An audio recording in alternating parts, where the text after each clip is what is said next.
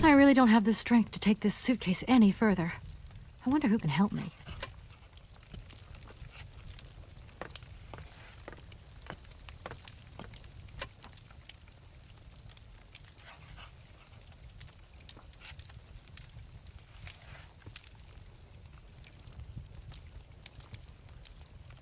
I need a key. I need a key.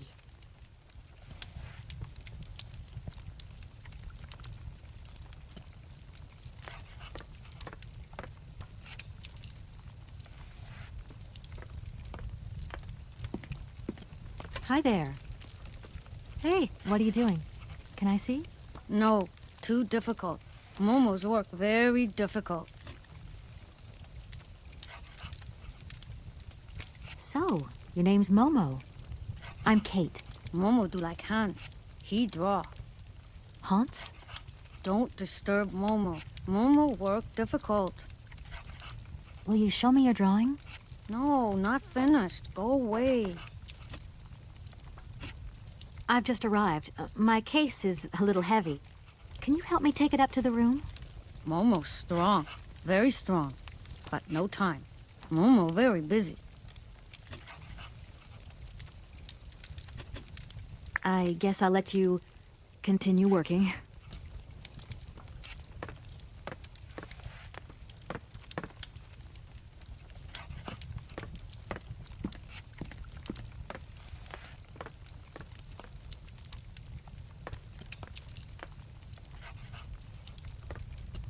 I shouldn't leave my luggage here.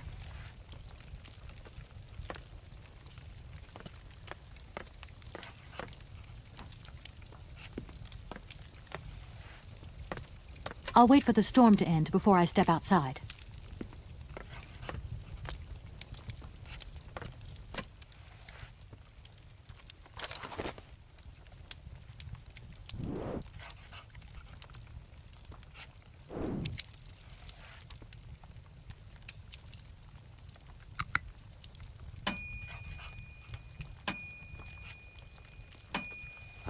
Okay, I'm coming.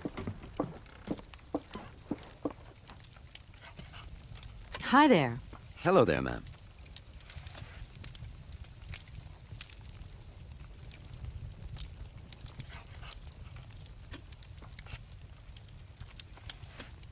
Could you possibly take my luggage up, please?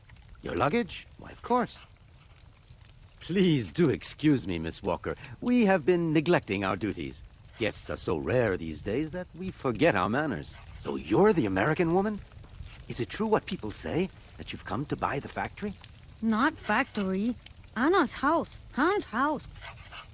Excuse me? Would you quiet down, you mischievous little boy? I imagine our little town must disappoint you. You see, today is very sad for us. It's a day of mourning.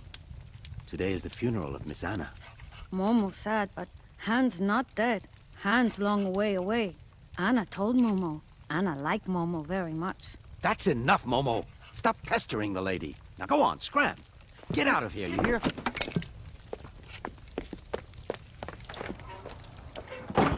What was I saying? Oh, yes, Miss Anna. Such a great loss for Valle-de-Laine, it really is. Because now that she's dead, the factory will close.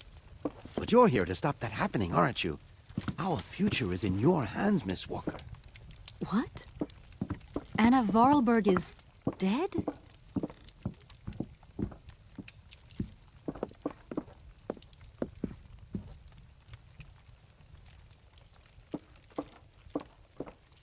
Here's your room. I hope you like it, Miss Walker.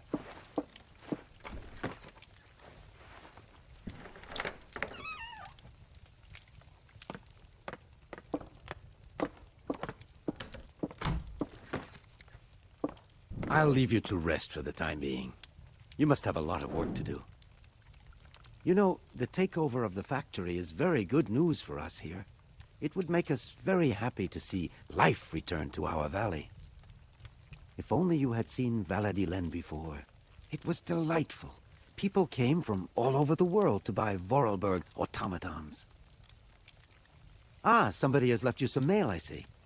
Remember, if you need anything at all, we're not far away, Miss Walker.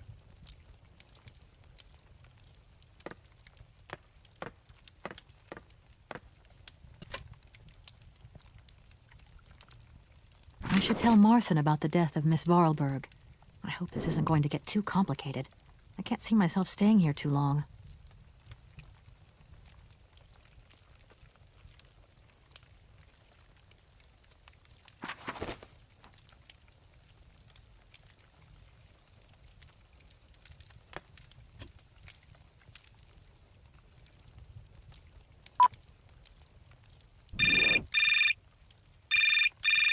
Marson and Lormont, how can I help you? Can you put me through to Mr. Marson, please? It's Kate Walker.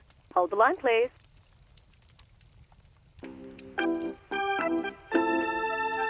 Hello, Kate.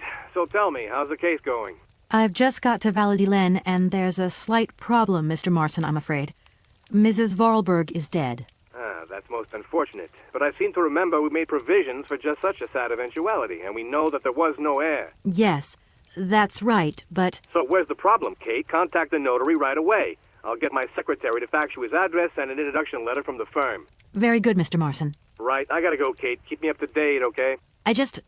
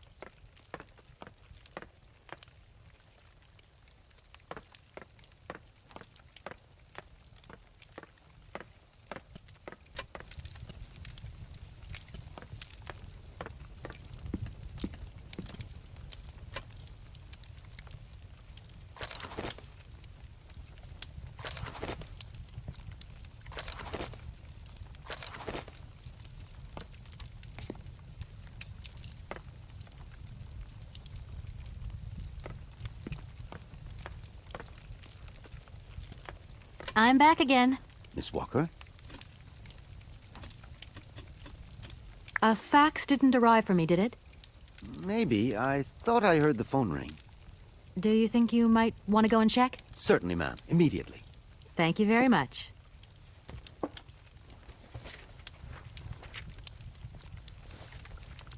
Thank you. At your service.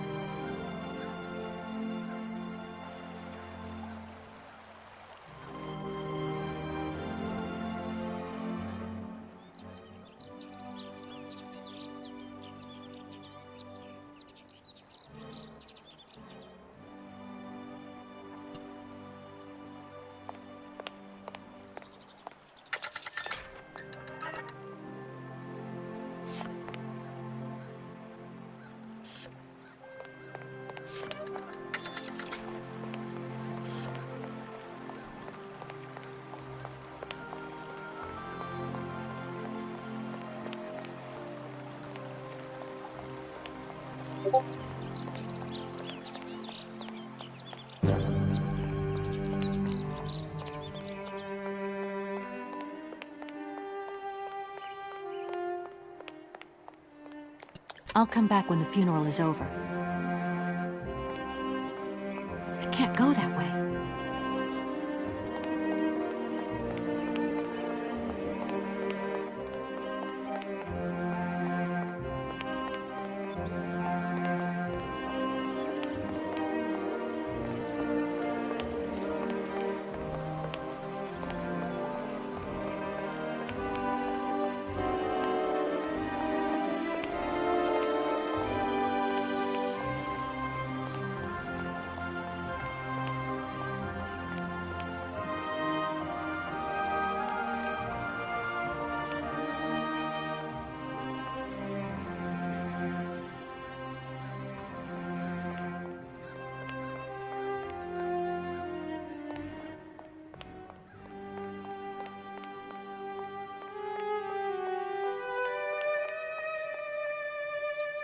Good morning. Are you open? Can I buy something from your bakery? No, afraid not. Not possible. We're closed. I can wait a while. You can wait, but we're closed all day. Day of mourning. I'm sorry. Please accept my condolences. Don't worry about it. Because of Madame Vorarlberg's death, all the shops are closed. Mayor's decision. Try tomorrow. Tomorrow I won't be here. That's a pity.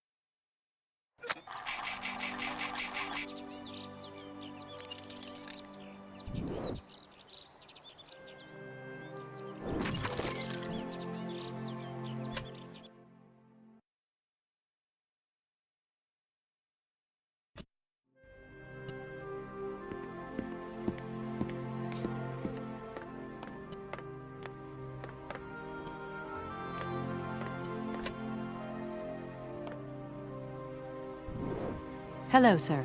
Miss Walker, I presume. Have you had a good journey? Everything went very smoothly. Thank you. Do take a seat, Miss Walker, please.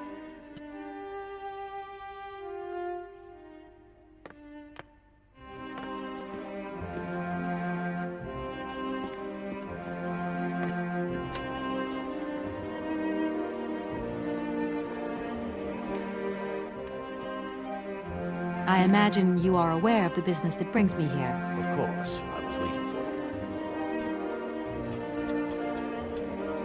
you. Miss Walker, I am afraid that the sale of the Vorarlberg factory is not as straightforward as it first seemed. Whoa there. Everything was agreed. We'd obtained Anna Vorarlberg's consent, and her death does absolutely nothing to invalidate that. Now, I have to be back in New York the day after tomorrow, Maître Alfotaire. My client and I are impatient to seal this deal. I understand. Only too well, Miss Walker. There is an heir, Miss Walker. Excuse me? An heir? But Madame Vorarlberg never married, as far as I know. And in my last conversation with her, she absolutely never mentioned this detail. Miss Walker, believe me, I was more surprised than you are. Anna Vorarlberg sent me a letter 2 days before she died. Understand, Miss Walker, that had I known about this earlier, I would have informed you. I shall read you the document in my possession. I am so very old.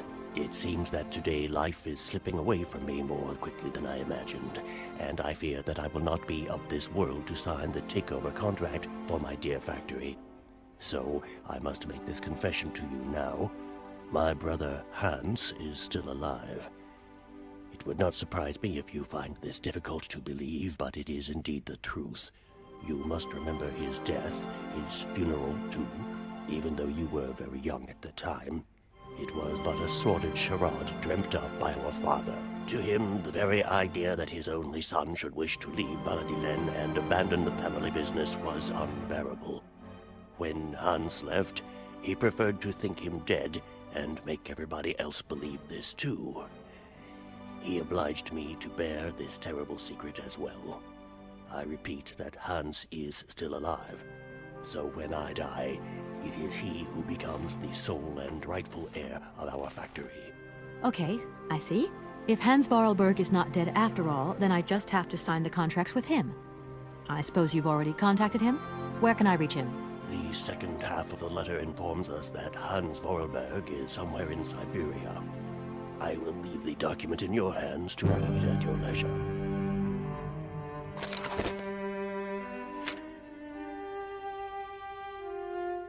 Anna Vorarlberg had no further information to add? Unfortunately not, Miss Walker. I have told you as much as I know. The situation, in legal terms, is now clear. If you want want to conclude this sale, you have to find Hans Vollberg. Apparently, there is a body lying in the town cemetery. There also seems to be some ghost wandering around Syberia. It seems you have your work cut out for you. Believe me, Miss Walker, when I say that I am most sorry for this regrettable setback. Most sorry. Great. What now, then? Perhaps you will find out more in the Vorarlberg factory archives. You will find the key in the waiting room. My role in this affair finishes here with the reading of this letter. And now, if you'll excuse me, I must rest. You see, my health is not excellent at the moment, and my doctor forbids me from working for too long. I will not detain you for any longer, Miss Walker. Do not forget to close the door as you go out.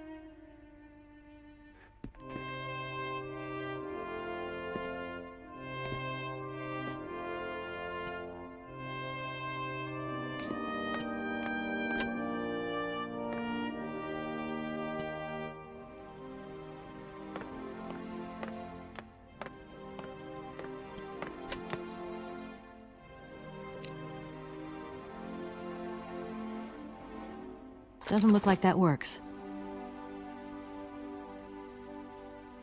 Doesn't look like that works.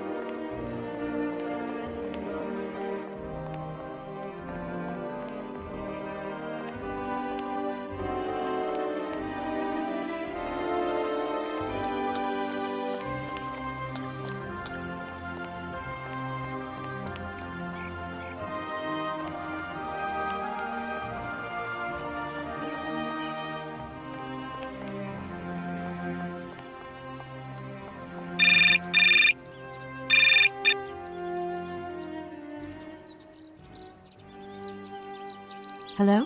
Kate? Dan, I'm so pleased to hear your voice. How are you, honey? Did you have a good journey? Have you settled in? It was long, tiring, damp especially, but I'm okay. Especially when you... Everything going as planned? Yeah, I mean, well, not really. It's not exactly what I thought it would be. You know, everything's so different here. Actually, while we're on the subject, I managed to free myself up tomorrow lunchtime. I'll come and meet you at the airport. I hope the flight from Paris won't be delayed. We're expected at the Goldbergs about 8 o'clock. I hope you have the time to take a shower and change, my poor honey bun. Dan, I don't think the Goldbergs tomorrow night is really on. Don't worry, Kate. You'll be as perfect as ever. Anyway, you never have to wear much to look really great. Dan, I'm going to have to extend my stay here. There's 1 or 2 complications. You understand? Kate, honey, what are you talking about? It's only a measly toy factory. The sale isn't going through as expected. I've got to stay a bit longer. Dan, you don't mind, do you? But Katie, you can't do this to me. I mean, it's the Goldberg contracts. There's millions of dollars on the line here. I know, I'm sorry. You go ahead. Don't worry about me. I'll get back as soon as I can, I promise. Okay, I've got to go. I'll call you back soon. Love you, honey.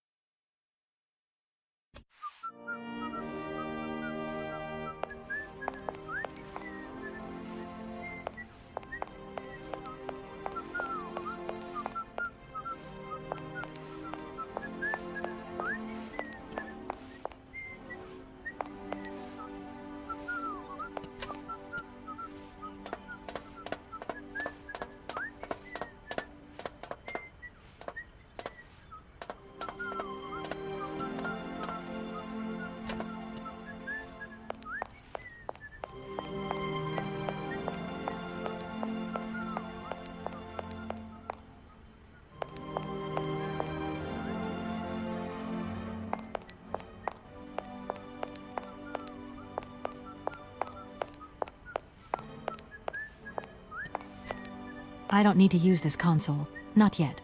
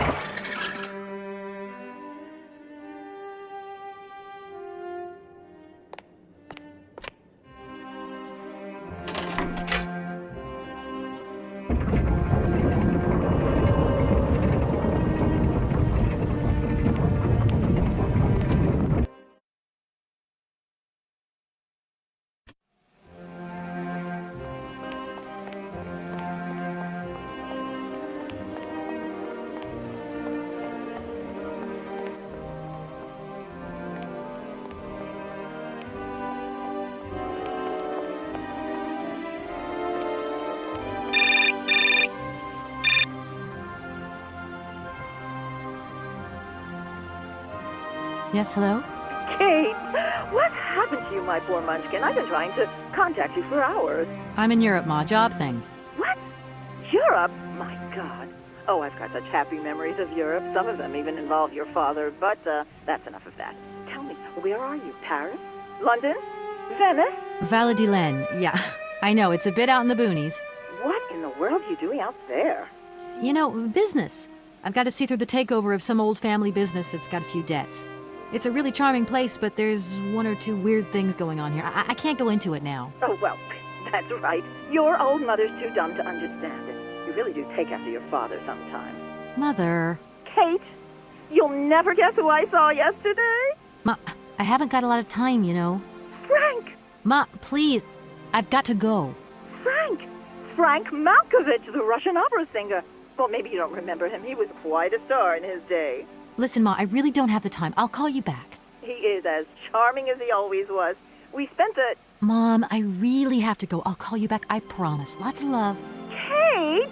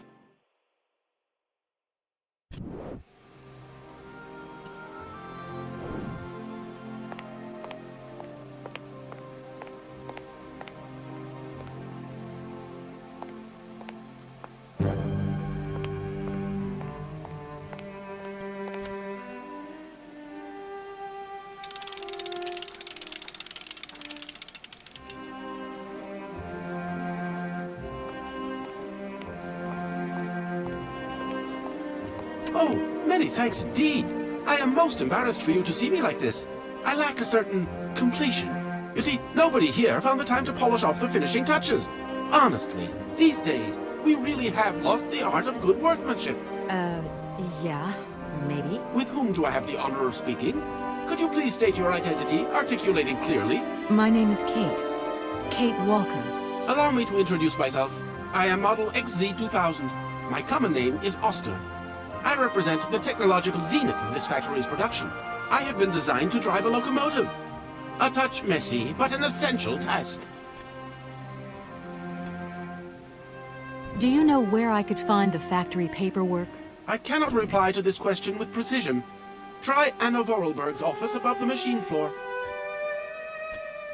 As bizarre as it may seem, I have the impression you are the only person who can help me. I very much doubt it, Kate Walker. Why do you say that? What good am I without appendices, I ask you? Does the name Hans Vorarlberg mean something to you? Of course, he created me. But I'm sorry to say that I am yet to meet my maker. Have you any idea where he might be right now? No, Kate Walker, but I am sure I would experience great metaphysical satisfaction in his presence. You said you were a train engineer? What train would that be? But Kate Walker, you have not seen the magnificent train waiting at the station? And where is that train going, Mr. Oscar? The train is going far away. Very, very far away indeed. Are you taking any passengers? My duty is to drive the train. Above all, to avoid delays. An engineer prides himself on punctuality. I will agree with you, though, Kate Walker, that a train without passengers is hardly a train at all. You haven't answered my question. For further details, please consult Anna Vorarlberg. You are a very strange robot. Automaton, if you please. I'm sorry, I didn't mean to offend you. Automatons have an additional soul auxiliary, you understand? I think so. Has it been a long time since you last saw Anna Vorarlberg? 72 hours, 32 minutes, and 20 seconds to be precise. This regrettable absence explains the delay in my production process. Anna Vorarlberg is dead, Mr. Oscar. What do you mean by the notion of death, Kate Walker? Broken. Disactivated. Worn out. Damaged. Unplugged. Oh, that really is most bothersome. I'd rather counted on finishing my production. Can I be of use to you? Why, you certainly can. I absolutely must have my feet. My hands are model XZ 2003.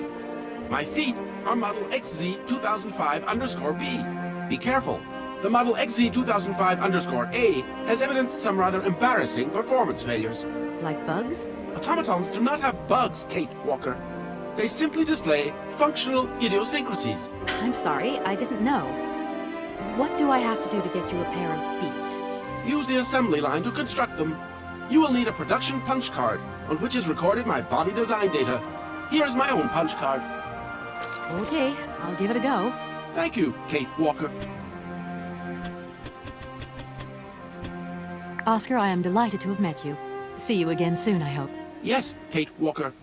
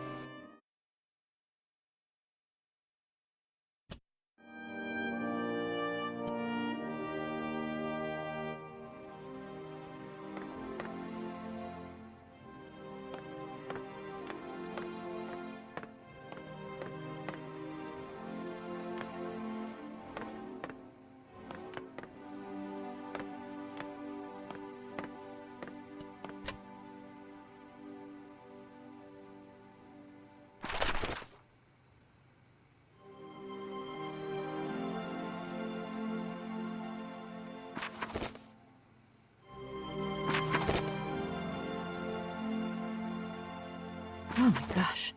Invoices, invoices, more invoices. I never knew the factory was in such a bad way financially. These last 2 years must have been very hard for Anna Vorarlberg.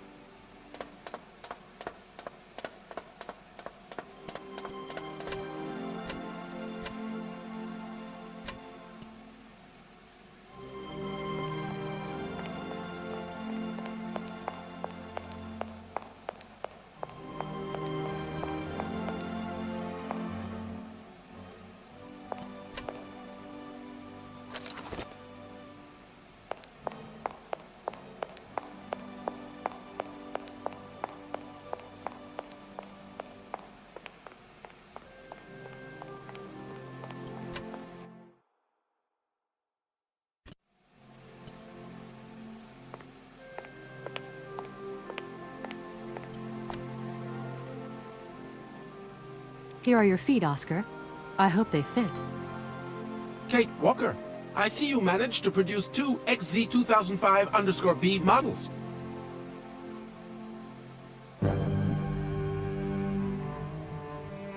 Allow me to express a real feeling of joy, Kate Walker. They really suit you. Comfy? Very. You are very kind, Kate Walker. I am sorry to have to leave you. Where are you going? I must find my train. Its departure is imminent.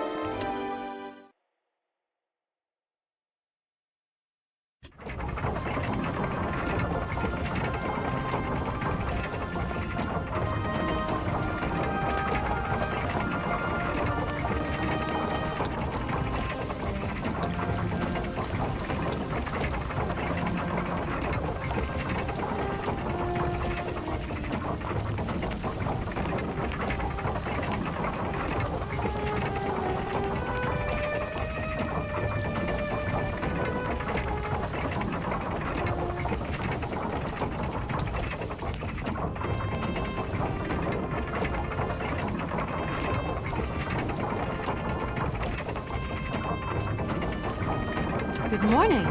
You've got a magnificent garden here. Oh, please don't talk about it. Since my gardener automaton broke down, there are weeds everywhere. You can't imagine how much work it takes me. I don't know whether I'm coming or going. We're not used to doing without our robot help here in Veladiland. But everybody says that we're going to have to get used to it.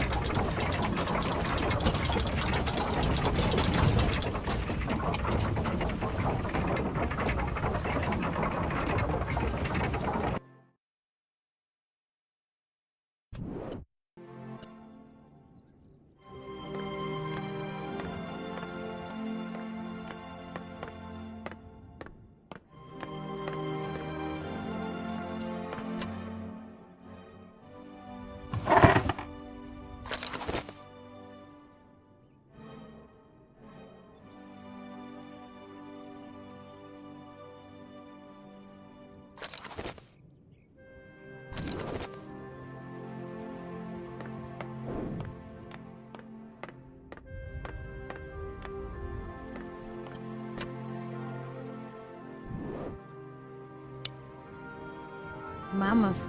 You draw mammoths for Momo? Ah, Momo, it's you. You scared me.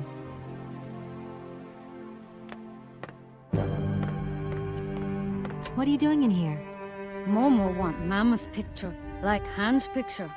Sorry, I haven't got a picture of a mammoth with me.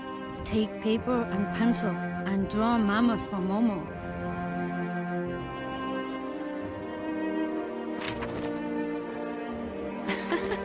You don't give up easily, do you?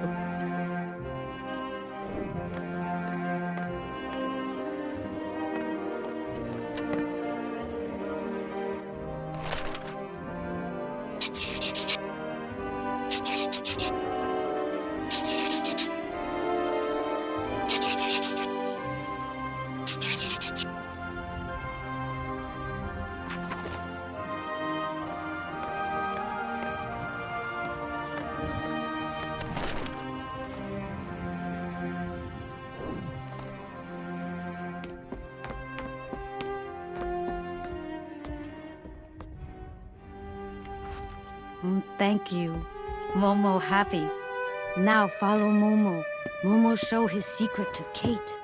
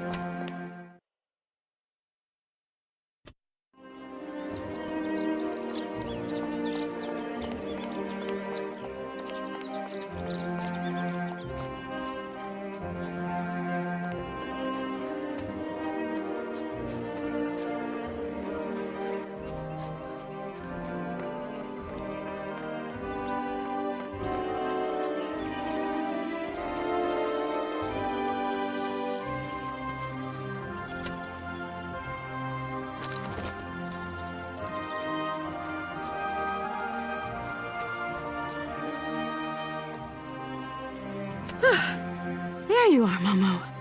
This is some walk you've taken me on.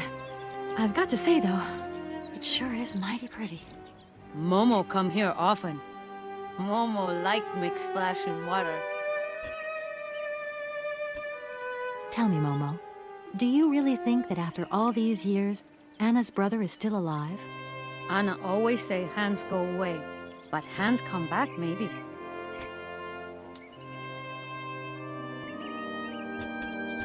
You are a strange one, Momo. I'm beginning to see why Anna Vorarlberg liked you.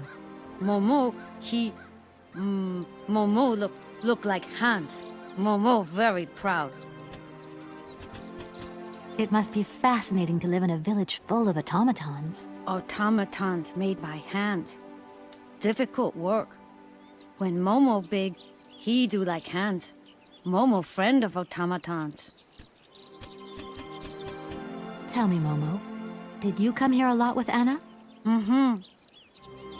Anna like Momo. Anna like Hans. Anna on journey. Why have you brought me here? Mammoth doll in cave. Very important for Hans, Anna say. Cave? What cave? Where? Momo not liar. Momo, I've got to go now. But see you later, maybe.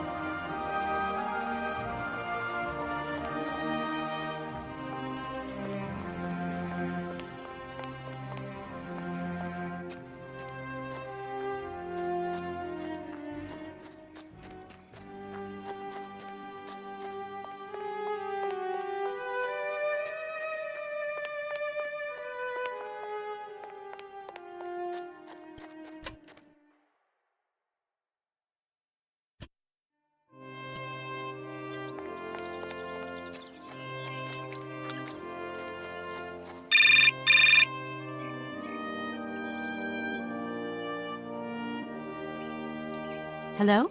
Kate? Is that you? Well, yeah, who did you think it was? I didn't recognize your voice, that's all. Must be the distance or something. So, spill the beans. What's Europe like? You lucky lady, you. Honestly, I never get that kind of break. Well, so far all I've seen of Europe is this tiny village, and frankly, they're not very hospitable. The whole case is getting really complicated. There's this surprise heir I've got to find. I know. I talked to Lynn, who bumped into Joss, and she had coffee with the head honcho this morning. He didn't sound at all happy. The client's meeting him tomorrow, and when Marston tells him that the sale's not even gone through yet, whoa, you're gonna be pleased you're on the other side of the ocean when that bomb goes off. Yeah, I get the picture. But so, how about yourself? What's up at work? We lost the Farah Lou trial. I worked 5 months on that dumb case. I remember. So, for a bit of therapy, I went to Boomy's. The sale started yesterday. Wow, luck. It was absolutely crazy, Katie. Absolute mayhem. You know that blue silk top I wanted? Guess how much I got it for? I don't know, $250? $140. Just get yourself back here and I'll go down with... Like it's my choice. Look, I gotta go. Call me soon, huh? I want a blow-by-blow account of every moment of your great adventure. Get out of here. Look after yourself. You too.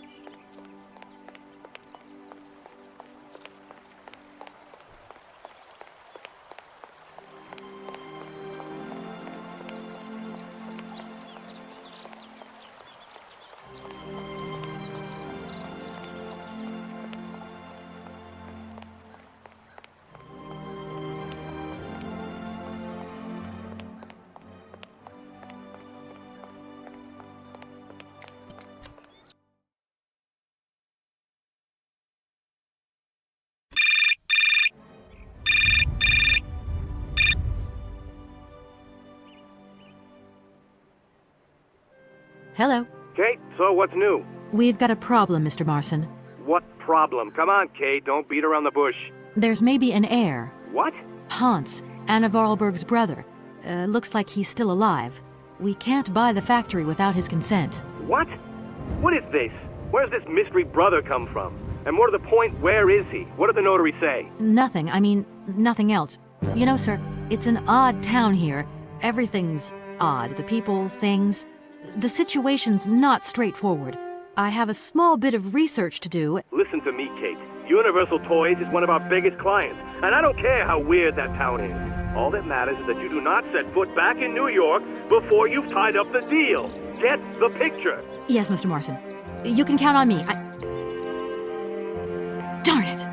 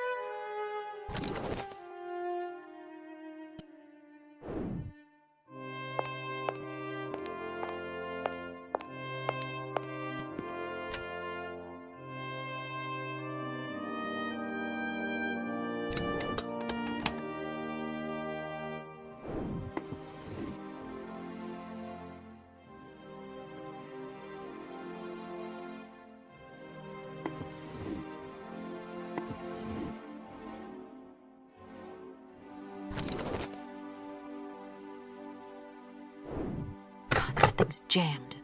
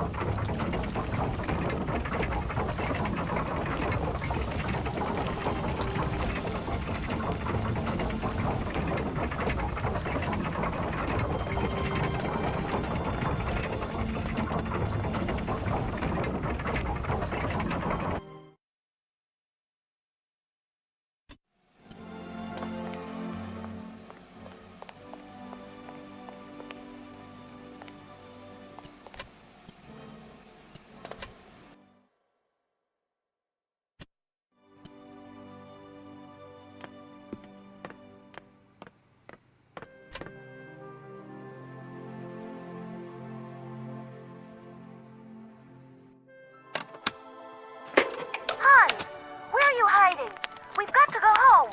We're late. Very late. Anna, over there. What do you mean, over there? Please, Hans, we've got to go. It's a secret. You've got to swear. Okay. I, Anna Vorarlberg, swear to my brother Hans to never ever mention this to anyone. It's right there. You see? But it's dark in there. Don't worry, I took a lantern. From the factory. Girls, honestly. You won't look so clever when Father notices you've stolen one of his lanterns.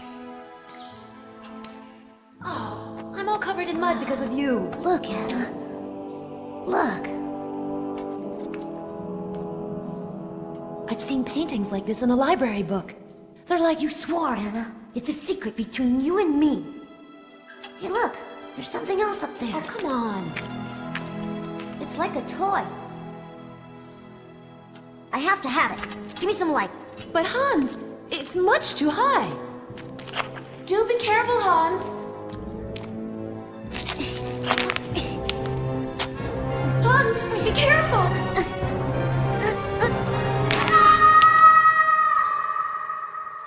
For weeks, my brother lay in a coma, hanging between life and death. And then one morning he opened his eyes, but I knew he would never be the same again. We never did return to the cave, and to this day, I have never ever betrayed our secret.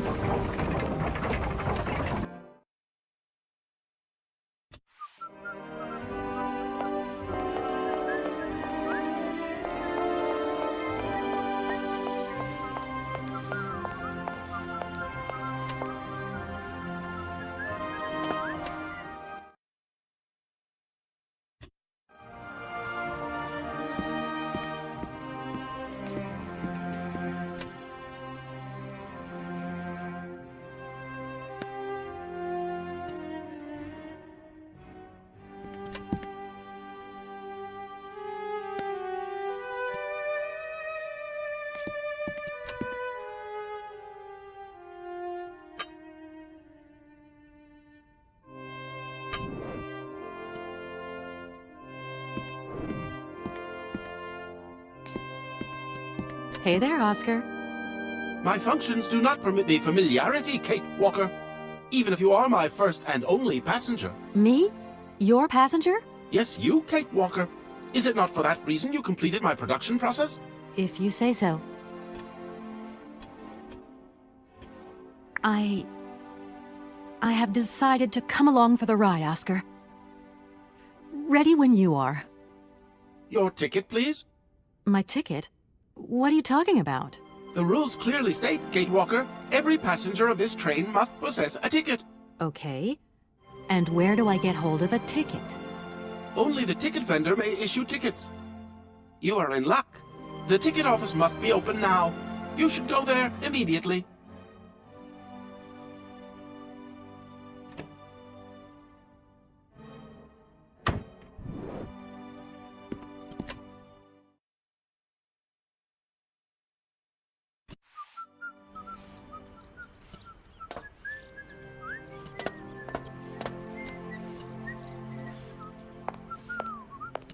But it's you? What can I do for you, madam? But Oscar, it's me, Kate Walker. Correct. Your name is indeed Kate Walker.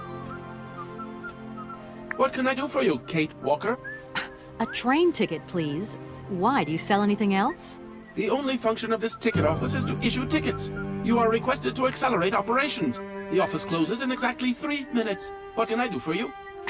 A ticket, please. One ticket? Yes. One ticket. What is your final destination? I don't know. It's you who told me I had to get a ticket. A ticket to travel, then.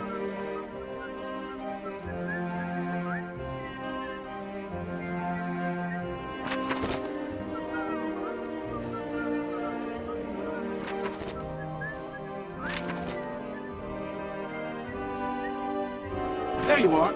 Do not lose it. This office is not entitled to produce duplicates. This advice also applies to the accompanying documentation. What's that? The authorization for the release of the train. The ticket officer may ask you for it at any time. But I mean, you are the... Attention! The exact moment has arrived to close this office.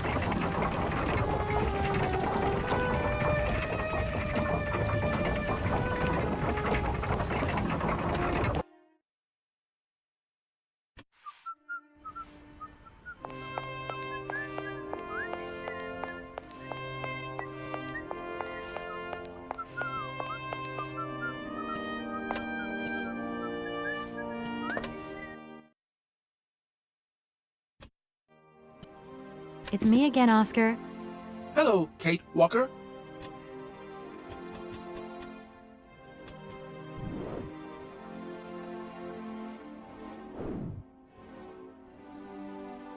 Here.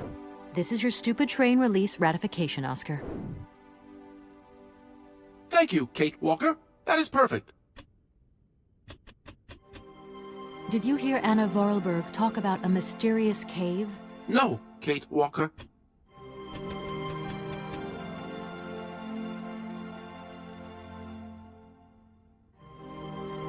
There you are, Oscar.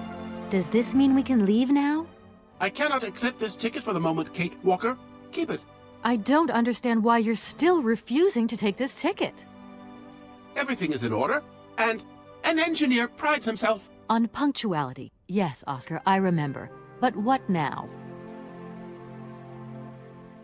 But what's up, Oscar? Why haven't you returned to your engine room? If I may be so bold as to express a personal opinion on this matter, Kate Walker. I'm all ears, Oscar. I fear we have omitted to wind up the locomotive springs. Is that all? Then let's do it, for Christ's sake. I'm afraid I have no notion of how to implement this function, Kate Walker. It would seem that the makeshift completion of my production process is responsible for a lack of instruction on this matter. Okay, right. I'll see to that myself then. I mean, a wind-up train can't be that complicated. You wait there.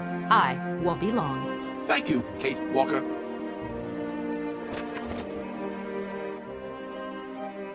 Don't think for one moment that I'm bored of you, Oscar. But I have to go. I also have much to attend to, Kate Walker.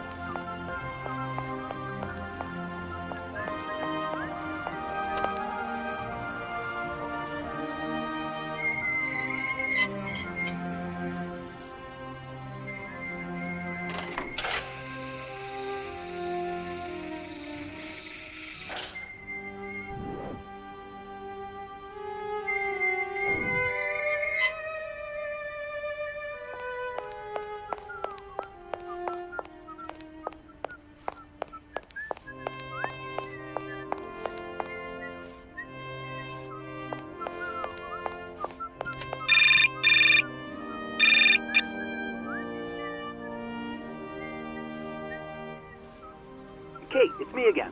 Dan, I was gonna call you. Yeah. Are you mad at me? I've just called Marston and Lormont. They told me you weren't expected to return this week.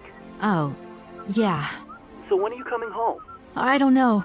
There's nothing I can do about it. The situation is kind of tricky, you know. At the beginning of next week, I hope. Yeah, whenever. Dan, please. Just hang in there, okay? The stakes are higher than I thought. And you know how much I love this job. I suppose it's neither here nor anywhere to you that the Goldbergs are going to... It is. It isn't. Dan, this really isn't the moment. You know I'm thinking about you. I love you, sweetheart, and I'll give you a call when I have some news. Promise. I've got to go now. I've got kind of a train to catch. A train? Where are you off to now? This is crazy, Kate. To tell you the truth, I've no idea. Love you, honey. You know that. Kate!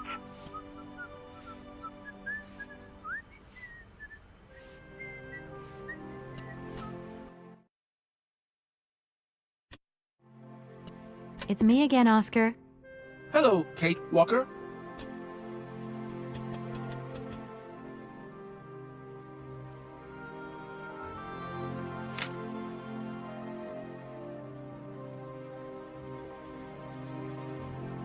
Right, everything is in order then. The train is finally ready to leave. I am most terribly embarrassed. Such ignorance on my part is inadmissible. I hope you still have confidence in my abilities, Kate Walker. Please, return to your seat and we can leave. Finally.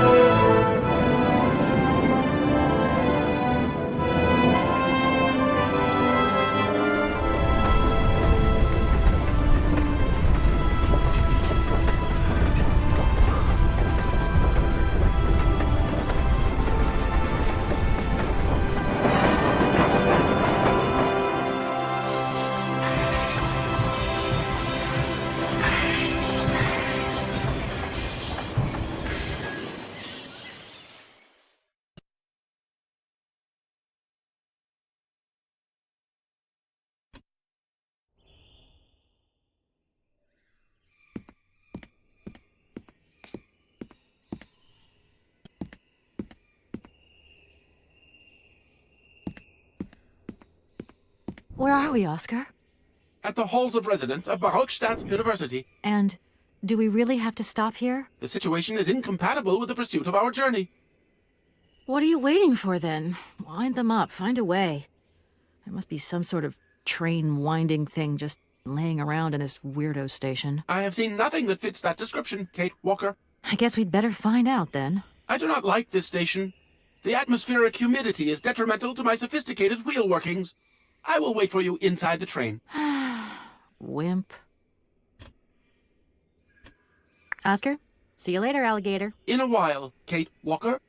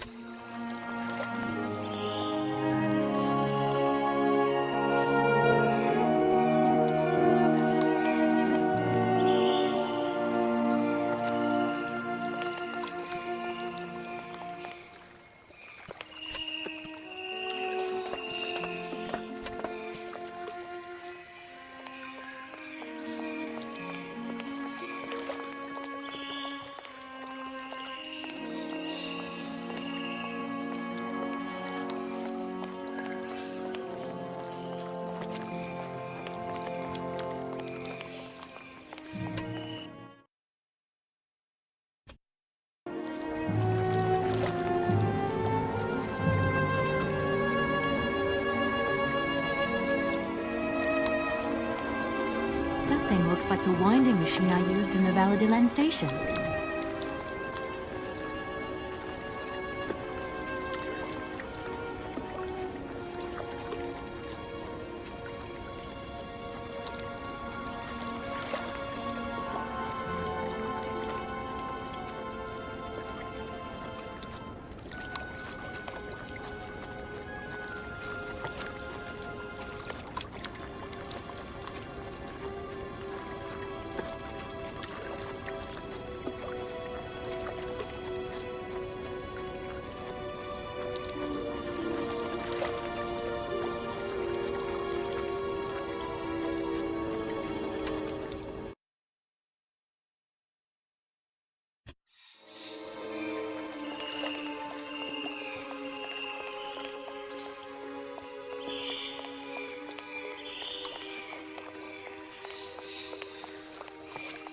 Kate Walker!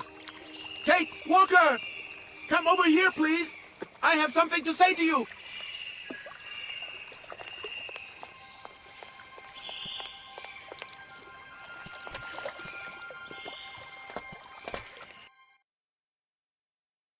Yes, Oscar, what is it? A message has arrived for you. A message? You have been summoned to see the rectors. They are the highest authority at the university. They want to talk to you. Talk to me? Yes, to the person responsible for the train. So, I'm in charge now. Sure, okay. But why would these gentlemen want to see me at all? They do not say why, just that it's very important.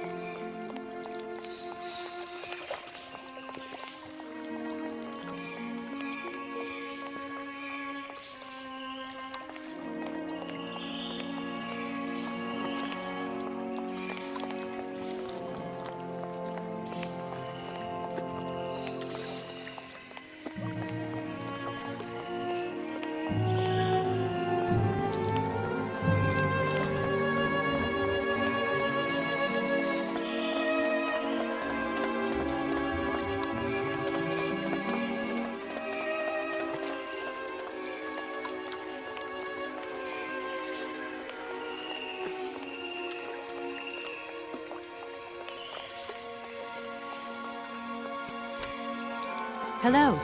You're on my train, I see. Yes, I've come from Valladolid. It's been a long time since I've seen a train here. Students, did you bring students with you? No, I traveled alone.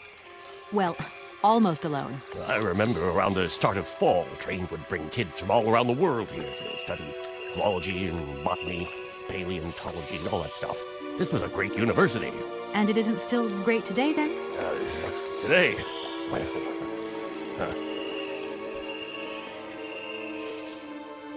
The name Hans Vorarlberg doesn't mean anything to you by chance, does it? oh, do you really think I'd remember one little name from the thousands that pass through this station? I feel like I've lost my way a little here. I could really do with your help. Hey, anything I can do, miss, you just let me know. Have you been the station master of Barukstadt for a long time? I've never had another job. Now, you tell me, are you in charge of this train? No, I mean, I'm not sure. So what's your thing here? You come here to do some bookworming over at the university? Well, sort of. I'm always looking for new information. Well, you don't seem to know a lot. And about that train, it's gonna get in the way if you leave it there, that's for sure. In fact, I'm a lawyer and I'm conducting a pretty unusual investigation. Investigation, huh? I'm just a station master. I don't know too much about anything. Well, you never know. Anybody could be significant in this case. See, nobody actually tells me anything, so my hands are totally clean. I never implied they weren't. I've got it. I found a winding machine. Down over there, along the track. A winding machine? Yeah, I knew that strange gizmo had something to do with trains. How does it work then? I was going to ask you the same question. Miss, I only feed the birds and water the plants. Mechanical stuff's just not in the job description, okay? I'm sorry to junk up your station like this, but the spring mechanism on my train needs winding. A spring-operated locomotive. There's a thing. Yeah, and an impractical thing, too. Yeah, I always dreamed of taking a train, but now I'm over the hill. And someone has to take care of the birds, after all. All these birds in a station. It's amazing. This is no ordinary station, miss. Oh, no. These birds are part of the prestigious University of Barukstadt Ornithological Collection. Over the years, this aviary has housed some of the most fantastic species from all over the world. And I am not exactly a typical station master either. This world is my responsibility, and that is no easy task. I can well believe you. And you know what's the hardest? The hardest thing is to keep interspecial harmony. And one day some explorer introduced a couple of cuckoos from the Amazon. Oh, It wasn't a good idea? a nightmare. You know, cuckoos lay their eggs in the nests of other species, right? Now, what's more, they also push the host's eggs out of the nest so that they receive all the mother's attention, right? Accursed cuckoos. Nightmare. I see what you mean. That's one tricky bird. And there was nothing you could do to stop it? The faculty declared the bird a protected species. If it wasn't for our mechanical eagle, we were sitting on a major ornithological catastrophe. You have an automaton here? A wonder of technology. It's an eagle that's mounted on rails in the air. It passes through and it swoops down to collect parasite eggs. But heck, the dang eagle's been out of order for several years. Impossible to collect the eggs myself. Why not? I can't climb up the gangway. I fell off it several months back and I still have a pain in my spine. Not to mention the vertigo I've been getting. I only have to look up in the air. Whoa. You poor soul. That must be very hard. Worst thing is, cuckoo eggs piling up in the nests. Soon the rectors are gonna notice. There's trouble in store, big trouble. I'm worried. Yep, worried. I won't disturb you any longer, Mr. Station Master. Welcome to Barukstadt, miss.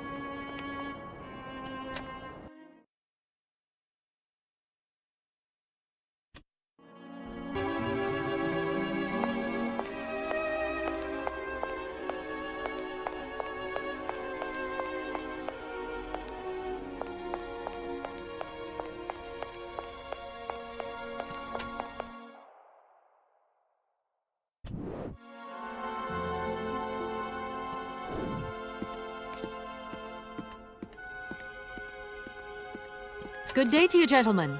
Tell me, young lady, to what do we owe this pleasure? Please do be brief. We do not have very much time on our hands. As rectors of this university, we have serious matters to attend to, and our time is precious.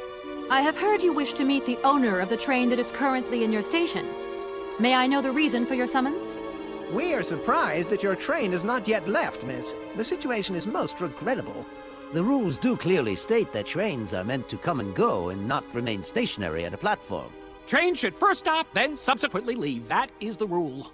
We agree then, dear colleagues, that what we're dealing with is deviant behavior. This matter really is cause for concern. It's a clockwork train, you see? So it needs winding up again. Unfortunately, there is no equipment in the station to do this. A clockwork train? That's strange. How very quaint. You mean it's some sort of mechanical toy? You are causing a hindrance to us, miss. I am very hopeful that I will find what I need along the wall. The wall? Miss, that really is not a suitable place for you to go. Especially for a young lady. You see, miss, we freely admit that every day we praise the existence of that particular edifice. We owe the integrity of our dear university and the fine education it provides to the wall. It protects us from harm and invasion from the unknown. May God protect us from what is beyond those ramparts, miss. Please believe me. I don't have any choice. I must continue my journey. Such a decision is a correct one since it's in line with regulations. Thus, your train will indeed be able to leave. And consequently cease to obstruct our station. Does the name Hans Vorarlberg mean anything to you by chance? Ah, one of the brightest, most idealistic intellects to have graced our university. Hans Vorarlberg. I remember speaking to him once. I was still a student at the time. He just stared at me, lost in thought for a while. He scarcely ever said a word. But how can one forget him? Idealistic? I'll grant you that, but bright? Oh, don't go too far. He was completely incapable of passing any exams. All he ever did was to sit in on lessons, and not many of them either. Paleontology, he had an unhealthy passion for mammoths, which matched the state of his intellect perfectly. That is to say, prehistoric. Prehistoric? How dare you? A little far-fetched, maybe. But he did have flashes of intellectual brilliance, comprehensible only to high-minded scholars who hold no score by appearances. My dear colleague, your hasty conclusions are somewhat cavalier. My assessment is wholly accurate. The boy was a little odd.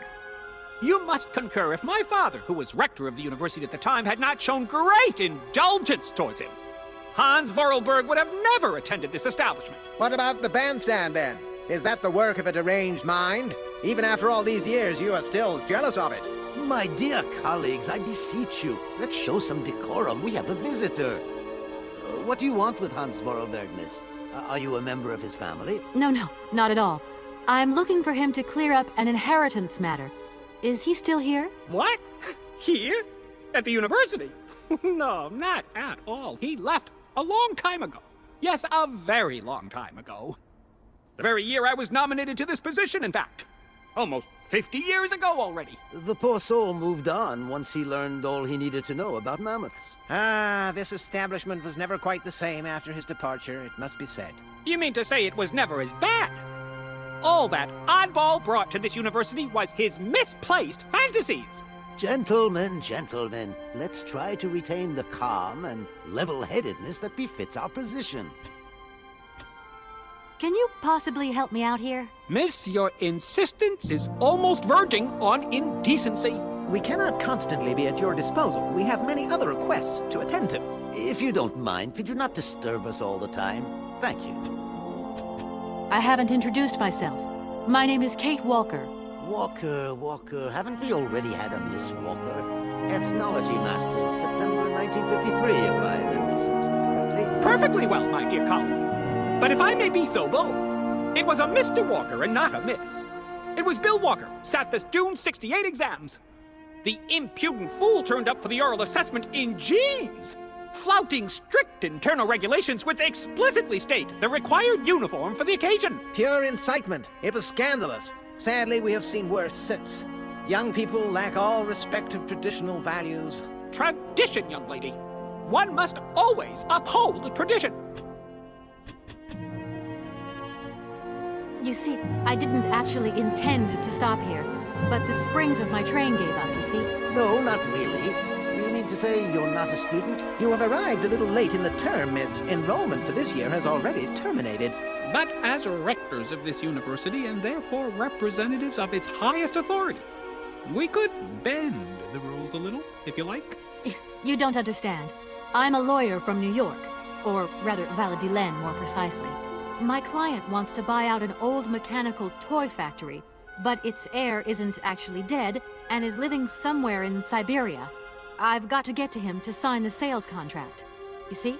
Not really. This is a most peculiar tale. A kerfuffle of the highest order. We have an excellent law school, if you should ever change your mind. I have heard you wish to meet the owner of the train that is currently in your station. May I know the reason for your summons? We are surprised that your train has not yet left, miss. The situation is most regrettable. The rules do clearly state that trains are meant to come and go and not remain stationary at a platform.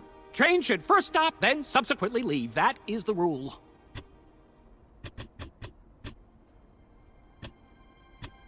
That idea of the station aviary is really very original. It's the pride of our university. One of the specialties taught here is zoology, you see, and more particularly, ornithology. Proper study and instruction should not be limited to books. Observation of living matter is indissociable from theoretical questions. It contains some very rare specimens that have been brought back from far away exotic countries, especially for our university, by the world's most intrepid explorers. Do you remember Alexander Valenbois and his peculiar bird? Absolutely. His gift produced some very embarrassing long-term consequences. A poison chalice indeed. It must be said the situation could have been much worse, however. Oh, yes, it could have been terribly problematic. Here we are, busy chatting, and look at the clock. It's tea time. Already? My word, doesn't time fly by? Thank you for a charming visit, miss. And thank you, gentlemen.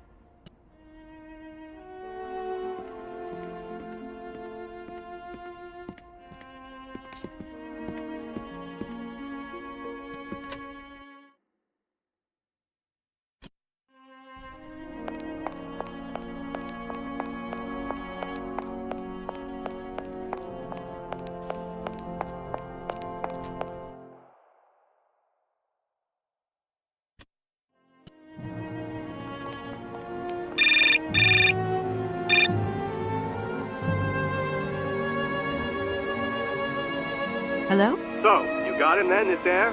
Ah, it's you, Mr. Marson. Good day, and how are you, sir? I'll feel a whole lot better when this whole business is over and the sales contract is signed. Where the hell are you?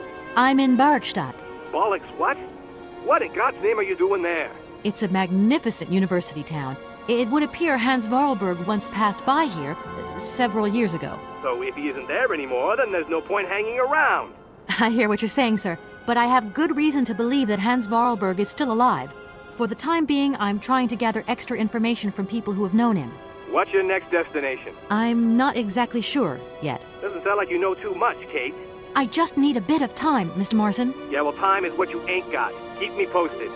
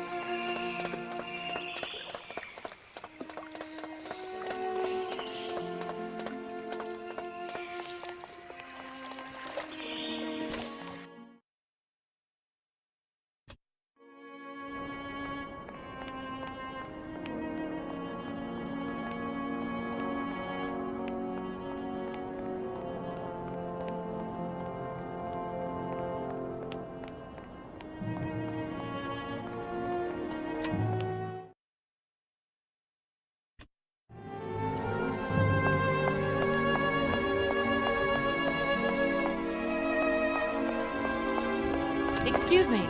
Sir, please, just a moment. Yes, what is it? I'm not deaf, you know. I am sorry to disturb you in your work, sir, but... This young Mammothus primigenius is barely 40,000 years old. Fantastic, wouldn't you say, miss? Yes. Probably. What do you mean, probably? I don't know.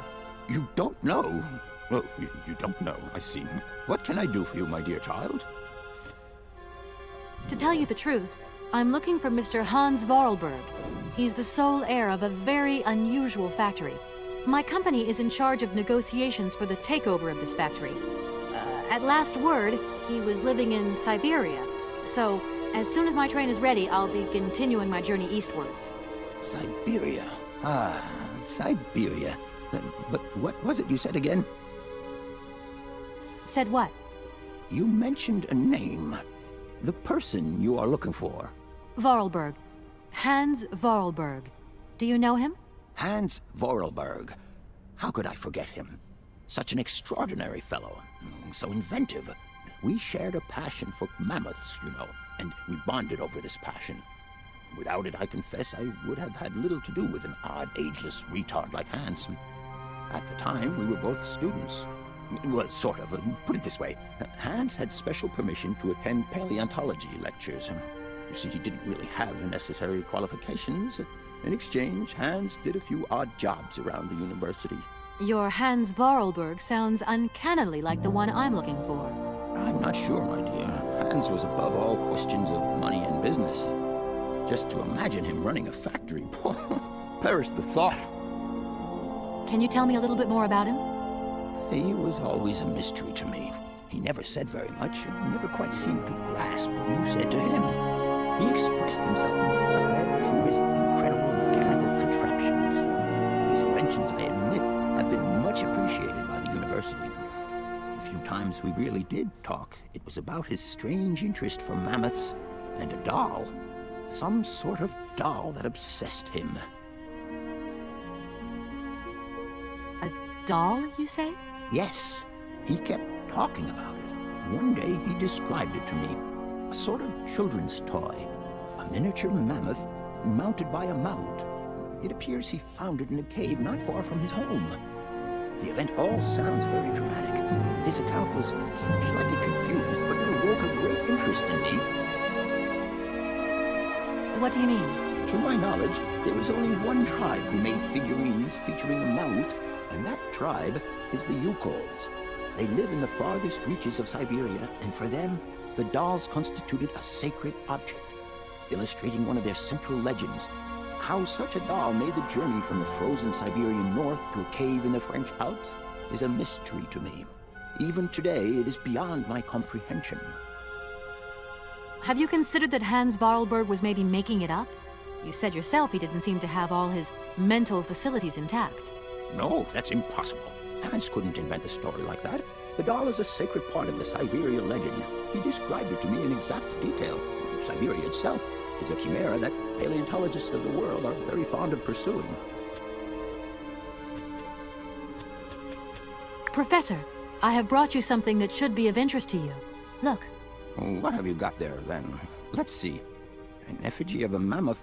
But this is Hans' doll, is it not? Yes, of course it is. How on earth did you... Oh, my God. It's in my hands. It exists. It really exists.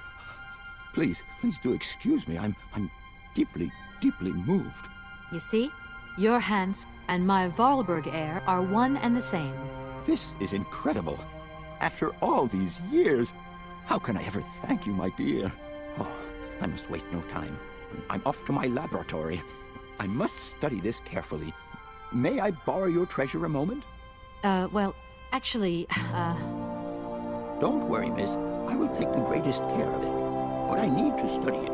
You see, it has such importance to me that this very afternoon I shall deliver an impromptu lecture to my students about this very object. If you are interested in Hans Vorarlberg, then it is essential that you attend. Do you think so? Obviously. Give me your telephone number and I will call you the moment my lecture begins. I will return you your doll at the end. You have my word. In that case, see you later.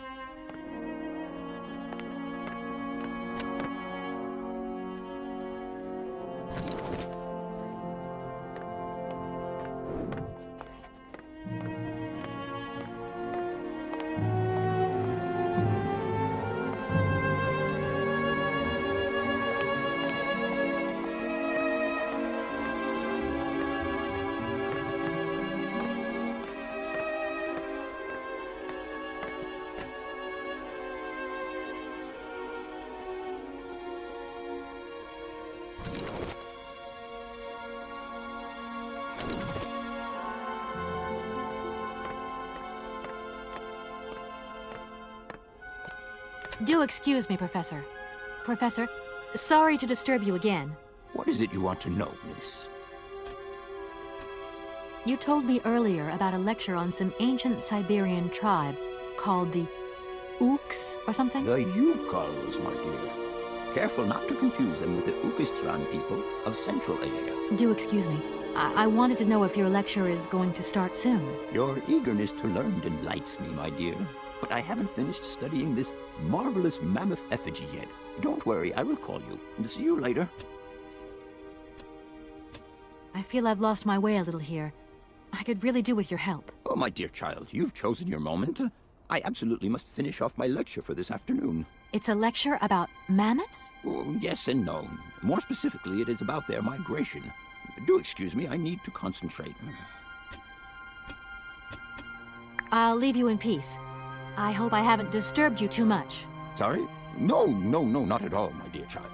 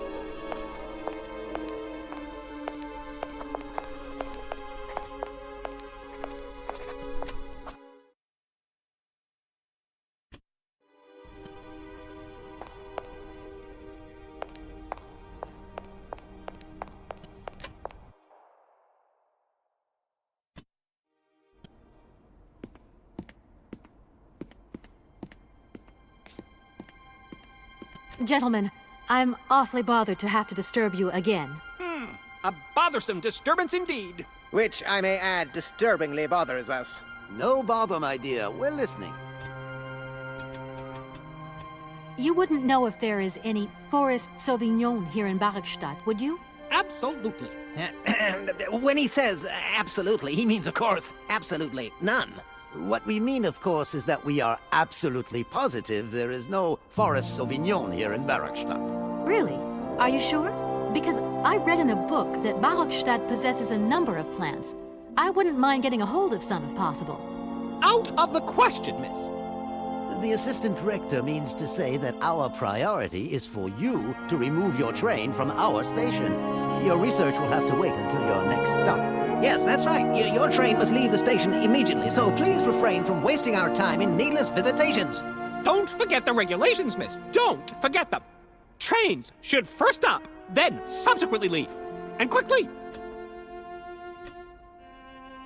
Here we are, busy chatting, and look at the clock. It's tea time. Already? My word, doesn't time fly by?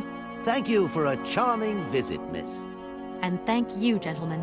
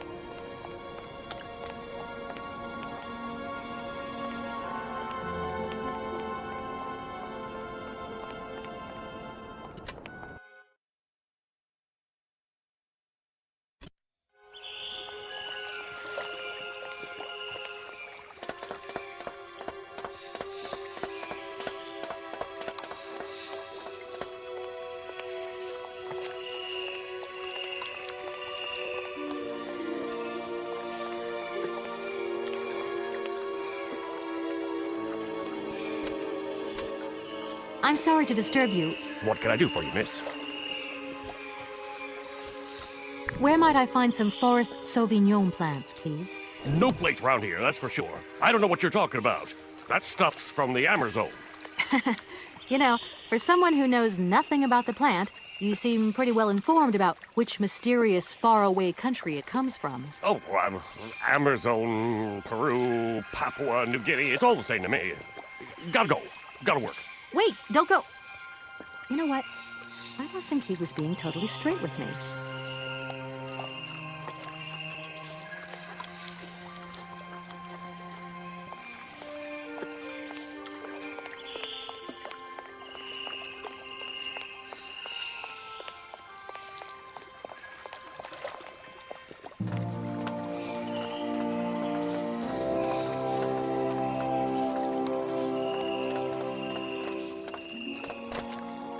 Excuse me, Station Master, but I need you again.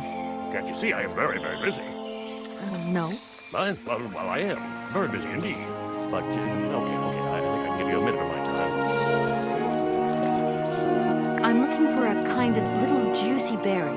You don't know where I could find some? Look, lady, the station doesn't have any Sauvignon berries, not even forest Sauvignon. Funny you should mention it. That's exactly what I was looking for.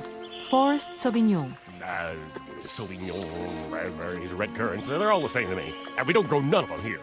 But you see, I have just read a very interesting book, which says that the rare Sauvignon berry is actually cultivated here, in the famous Barokstadt University aviary itself.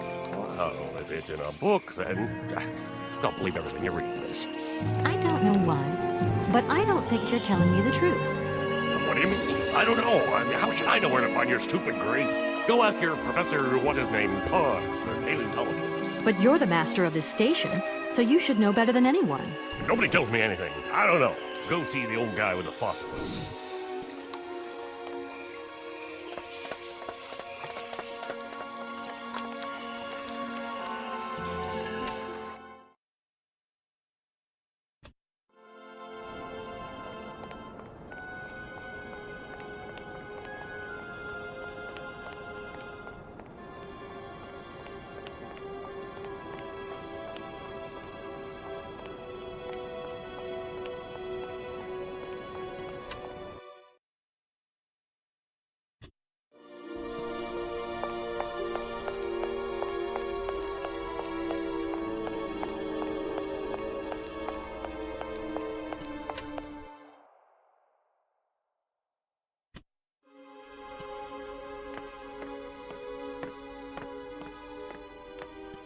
Do excuse me, Professor. Professor, sorry to disturb you again. What is it you want to know, miss? You wouldn't know where the forest Sauvignon plants are kept in Barokstadt, would you? Why do you think there are Sauvignon plants here? I read about it in a book at the library. Try going to see the station master. If such a shrub exists, he will have a better idea than anyone. It's actually he who sent me to you. I thought it a little strange, but he definitely said ask the paleontologist. You're the only one here, aren't you? Yes indeed. What a strange way to behave. Well, I think he must have made a mistake, that's all. Nobody tells me anything here, and maybe you should ask the rectors. After all, they are in charge of the university. All right, thanks. I'll leave you in peace. I hope I haven't disturbed you too much. Sorry? No, not at all, my dear child.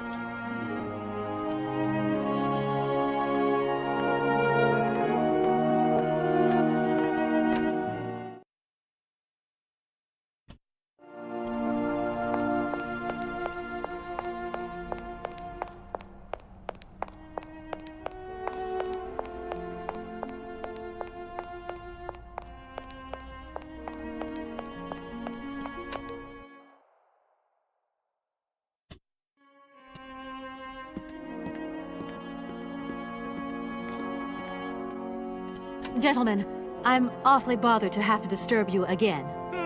A bothersome disturbance indeed. Which, I may add, disturbingly bothers us. No bother, my dear. We're listening. Are you sure there are no Amazon Sauvignon plants in Barokstadt? Because I have just interviewed the station master and the paleontologist, and what they said really didn't convince me that there wasn't any here. We are quite definite on this point. There are no Sauvignon plants growing in Barokstadt. You see, miss, the Amazon Forest Sauvignon is a rare shrub that requires very special conditions for growth. That's right. Conditions that are very hard to reproduce, believe you me. Difficult, but not impossible. Fortunately, our garden has proved very successful. Your garden? So, there is a garden in Barokstadt? Oh, the garden. Well, if there was one, it would be only a little garden hidden behind the station. But our station master would be very proud of it. He would take very good care of it, too. Everything would grow marvelously if we were able to cultivate it at all, and it would be all down to his gardening prowess. And we would be proud as punch. And we wouldn't forget the role the paleontologist might play in this. What's the paleontologist got to do with it all? Without him and without his laboratory, how would we make the wine, do you think? And it would be good wine indeed, my dear colleagues, would it not? Oh, yes, a delightful balm to soothe away our long hours of toil and our heavy responsibilities. We would wait impatiently every year for the arrival of the year's produce. So, if I have understood you correctly, there are indeed Sauvignon plants in Barokstadt. They are cultivated in a garden behind the station, then turned into wine by the paleontologist's loving care. And finally, the pleasure of tasting is yours. If I'm not very much mistaken, gentlemen, you have a minor racket operating here. Miss, you do go jumping to some hasty conclusions.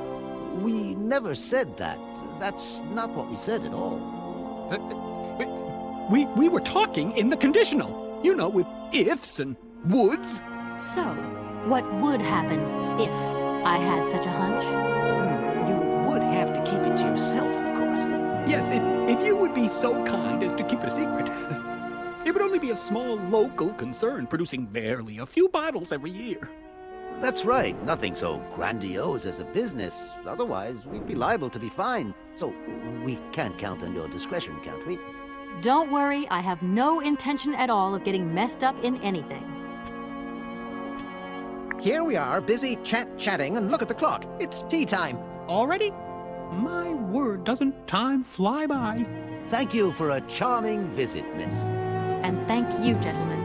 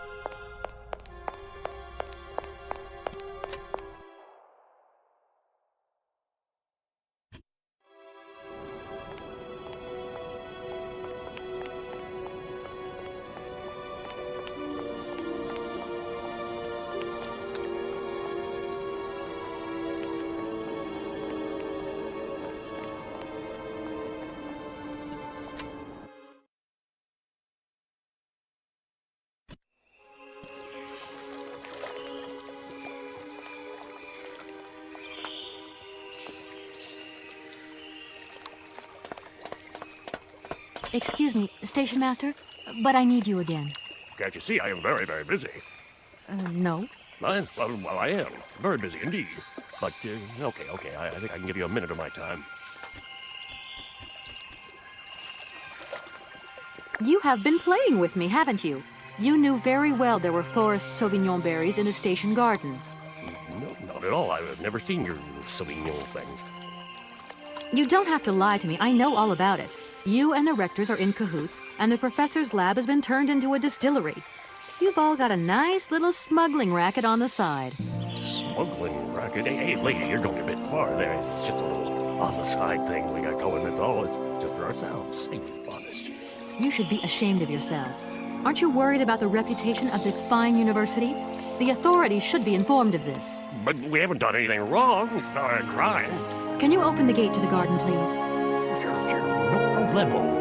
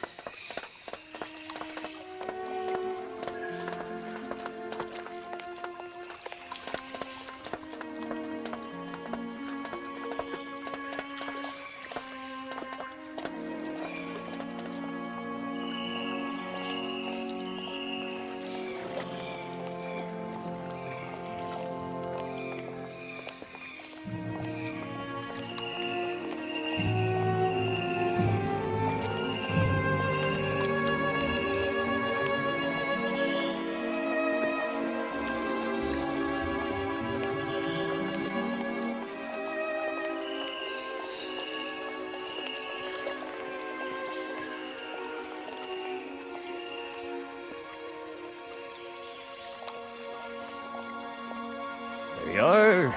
Please feel free to visit the garden at your leisure. And there was just one thing. I'm not a liar. Not really. Just mum's the word. There is the reputation in the university to think about. And I have superiors, and I have to do what I can. I understand. Don't you worry. Oh, thank you, miss.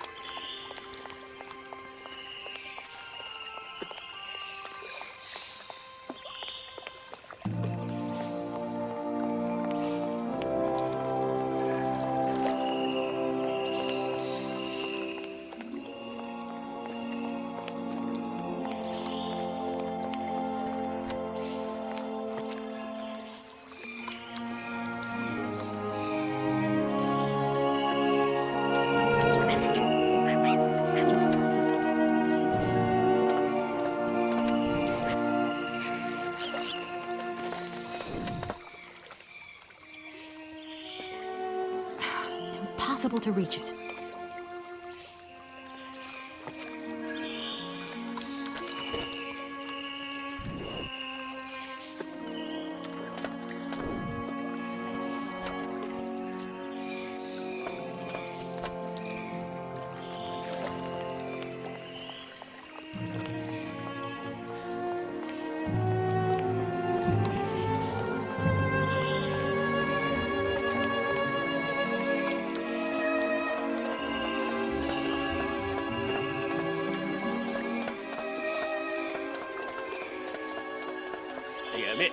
Miss, please, excuse me.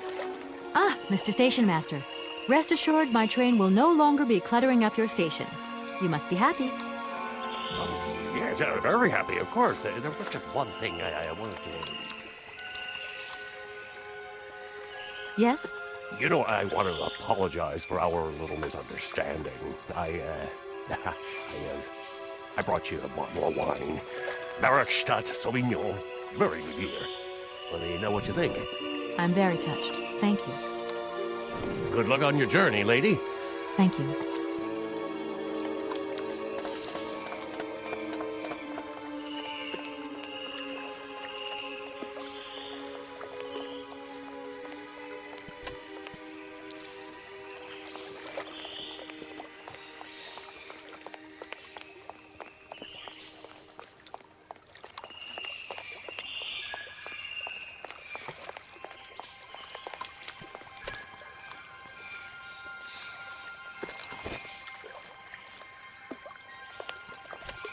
Hey there, on the boat. Guten Tag, schöne Mademoiselle.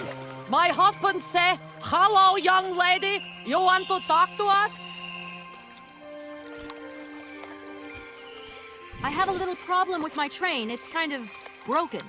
I've absolutely got to get it out of the station. Do you think you could tow it over to the wall with your barge? Lock closed. Barge locked. But if the locks were open, would it be okay to tow my train then? Orke då, marmori för das Werk. Da, it's possible. My husband say we help you if you give money. Right. And how much do you want? What? He wants $150. $150? I don't have that much. No money, no barge. Let me offer you $75. Nay, $125. Out of the question. $100 and not a dime more. Correct. You have barge for $100. Great. Now, don't move. I'll be back as quick as possible with the money. I'll leave you to it. I won't disturb you again. До свидания.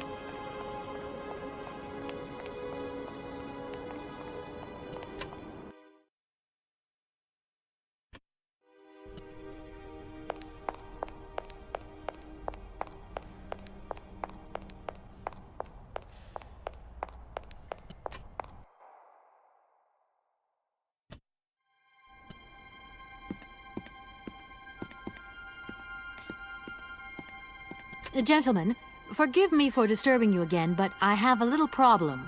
A little problem, a little problem. Everyone has little problems now, you know.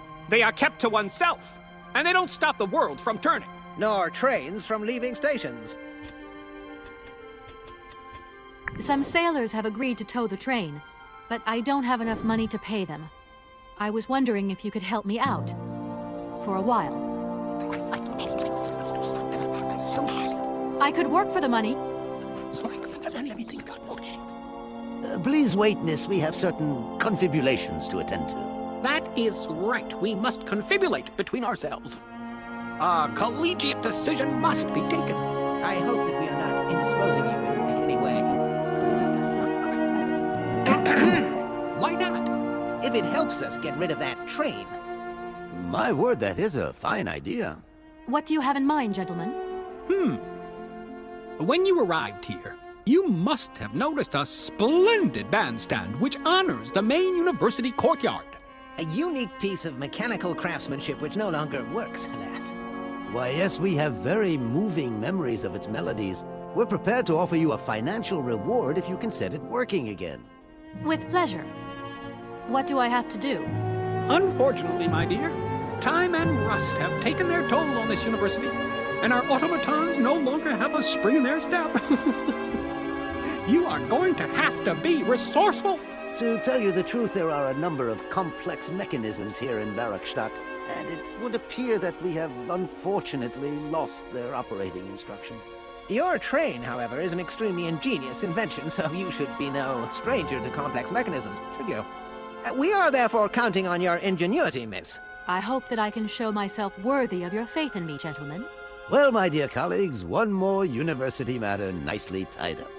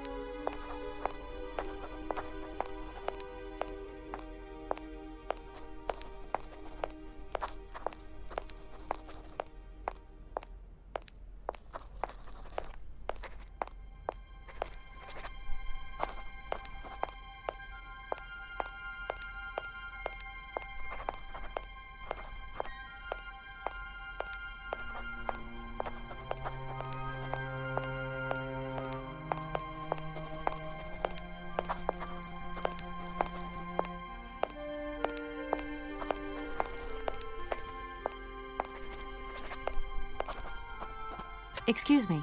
Can I disturb you a second? No. You could be a little bit nicer about it. Keep quiet.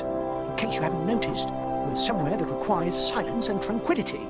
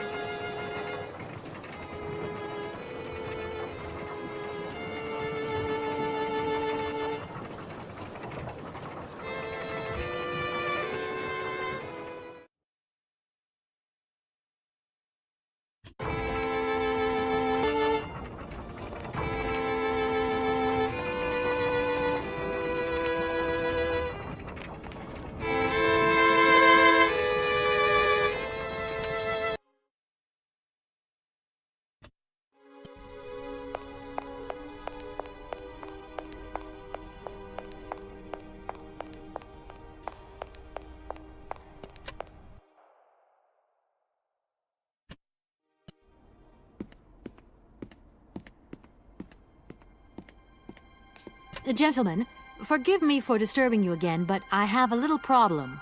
A little problem, a little problem. Everyone has little problems now, you know. They are kept to oneself, and they don't stop the world from turning. Nor trains from leaving stations. Gentlemen, I have managed to repair your university bandstand. The bandstand is playing again? This is marvelous news. We are really very grateful indeed. Yes, very grateful indeed. We will look back on your visit with much fondness in our hearts. And now let us in turn honor our word. How much is it you need, miss? $100, if it's not too much to ask. We agree to grant you the aforementioned sum, miss. You may now leave with your train. And while we're on the subject, when will you be leaving? Yes, because now you should relocate your train as quickly as possible.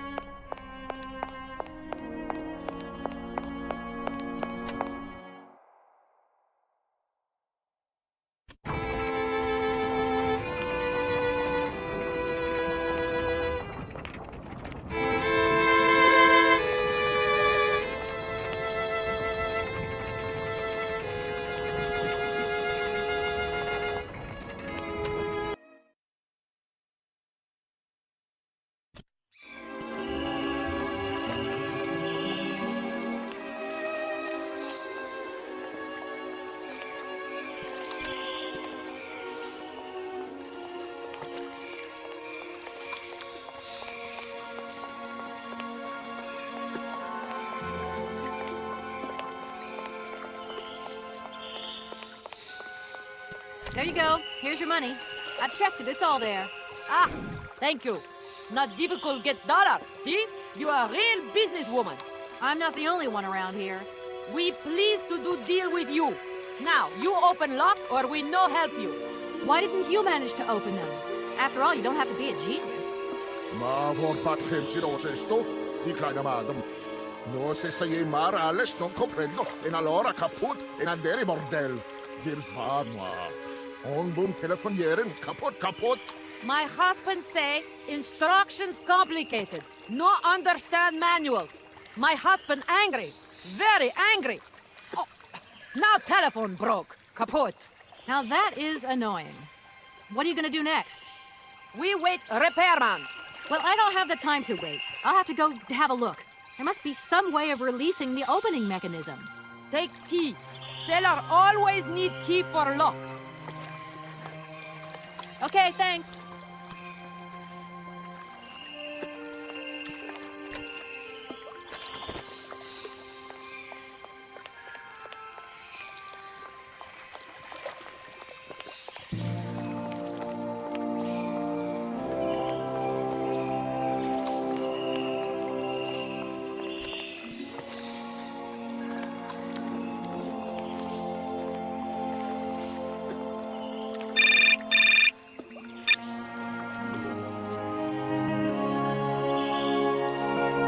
Hello? Hey, how's my today, dear? I was thinking about you only yesterday because I saw this fantastic fur coat. You are wrapping up warm, aren't you? I mean, people in foreign countries never know how to dress properly for the weather. Mom, it's so sweet of you to worry, but I'm fine, really. The trip's a breeze, no worries. I mean, there's... Well, when are you coming back? Frank is dying to meet you. Frank? Oh, yeah, your singer. You two seeing each other then? Oh, you'll never guess the surprise he gave me yesterday. No, I suppose I won't. Frank invited me to a big charity show organized by, someone or another. Anyway, they got him singing a couple of old numbers from his repertoire, and in the end, he asked me to go up on stage with him. Can you imagine me, your mother, on stage in front of thousands of people? Wow, I would have loved to have been there. Not too emotional, I hope. Oh, too emotional by far, especially as I hadn't even been to the hairdresser. Well, I didn't even have the proper dress on. But Frank promised me he'd see to that next time. Oh, he's such a cutie, and he's got the sweetest little...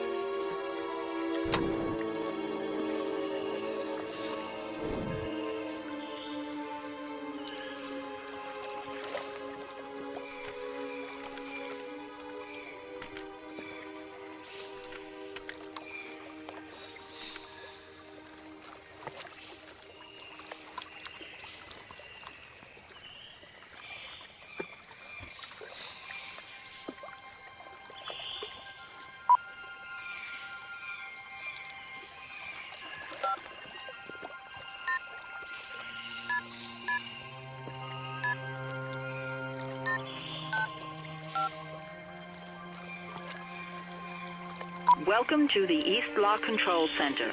To start, press the number sign. If you are using the Haltenberg lock, press 1. If you are using the Morloff lock, press 2. If you are using the Konningpast lock, press 3. If you are using the Barakstadt lock, press 4. To return to the last command, press the number sign. If you want to raise the water level, press 1. If you want to lower the water level, press 2. To return to the last command, press the number sign. Your combination number is not valid. If you want to raise the water level, press 1. If you want to lower the water level, press 2. To return to the last command, press the number sign. You want to raise the water level in the Barakstadt lock? To confirm your choice, press star. To return to the previous command, press the number sign. Your combination number is not valid. You want to raise the water level in the Barakstadt lock? To confirm your choice, press star. To return to the previous command, press the number sign. Your request has been logged. Unfortunately, our regional technician is currently on holiday, and no replacement is available. We will reply to your request within 48 hours. In case of an emergency, please operate the lock system manually. We apologize for delays to our service.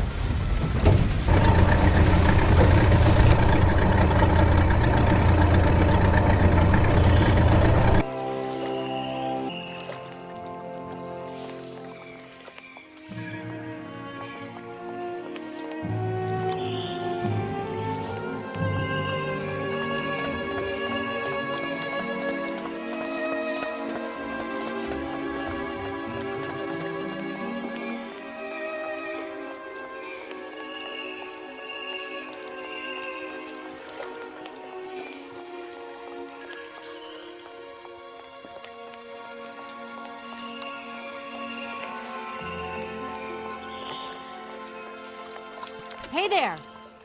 On the boat! Da, barge on other side! You still need us? What do we do now to tie my train to the barge? Mademoiselle Tak-Tak, Lokokokobitchen. What did your husband say? You attach chain to train and chain to train with barge. Up! Catch it up!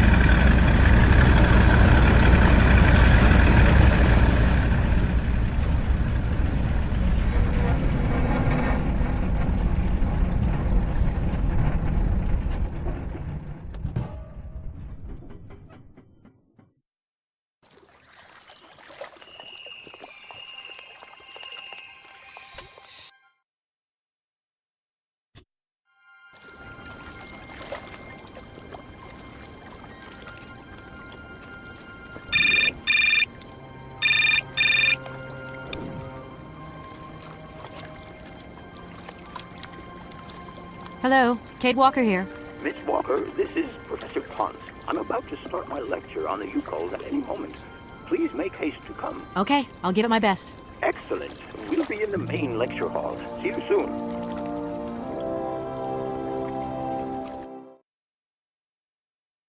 Ah, there you are, Miss Walker. Good, good. Take a seat quickly. I'm impatient to start my lesson. My young friends, a very exciting discovery, unimaginable up until only a few hours ago, has come into my hands and has finally allowed me to complete my study on the mysterious Yuko people. Lights, please. The Yukos are a people from the far north about whom very little is known. They live far away, very far away, on the frozen borders of Syberia. This distance and the climatic conditions of the region, which are unfavorable to human existence, have limited the size of the Yuko population and kept it out of reach of the scientific world. The handful of slides that follow are actually the only documentation we have in our possession. It was a Russian explorer who made these drawings and took these photographs 100 or so years ago. Today, we owe what we know about the Yuko people and their culture to him. We know that the origins of the Yukos date back to the last Ice Age. Curiously, evidence of their presence has been found in Western Europe, and more precisely in the prehistoric caves at the heart of the Alps. This people, it seems, undertook a long migration over centuries towards the far north of the globe. The reasons for this migration are due to the importance of the mammoth in their craft, trade, and culture. They used them for transportation and as beasts of burden. The mammoth brought them meat, skins, fat, and ivory. Man and animal lived in symbiosis. There's no doubt about it. Mammoths started to drift away from the region due to changing climatic conditions, and the Yukos followed them to the north, to the edges of Syberia. Prehistoric cave drawings, identified as Yuko in origin, first led me to the extraordinary hypothesis that the Yukos had managed to domesticate the mammoth. They are, to the best of our knowledge, the only prehistoric people to represent a man riding a mammoth. Today, because of this genuine mammoth skin effigy, identified by myself as an authentic Neolithic object, I can confirm this hypothesis. Yuko forebears managed to tame mammoths. Prehistoric man uses little imagination. He draws what he sees and represents scenes from real life. This familiar day-to-day object is actually a children's toy. As we have seen, Yuko existence was inextricably linked to that of the mammoth. They used its skin for clothing and to make the roofs and walls of their houses. They used the tusks to build the frameworks of their homes, as well as weapons, tools, and jewelry. Curiously, the disappearance of the mammoth 12,000 years ago had no immediate effect on the Yuko's way of life. It seemed that for a long time after, the people maintained their strong bond with the mammoth through the centuries.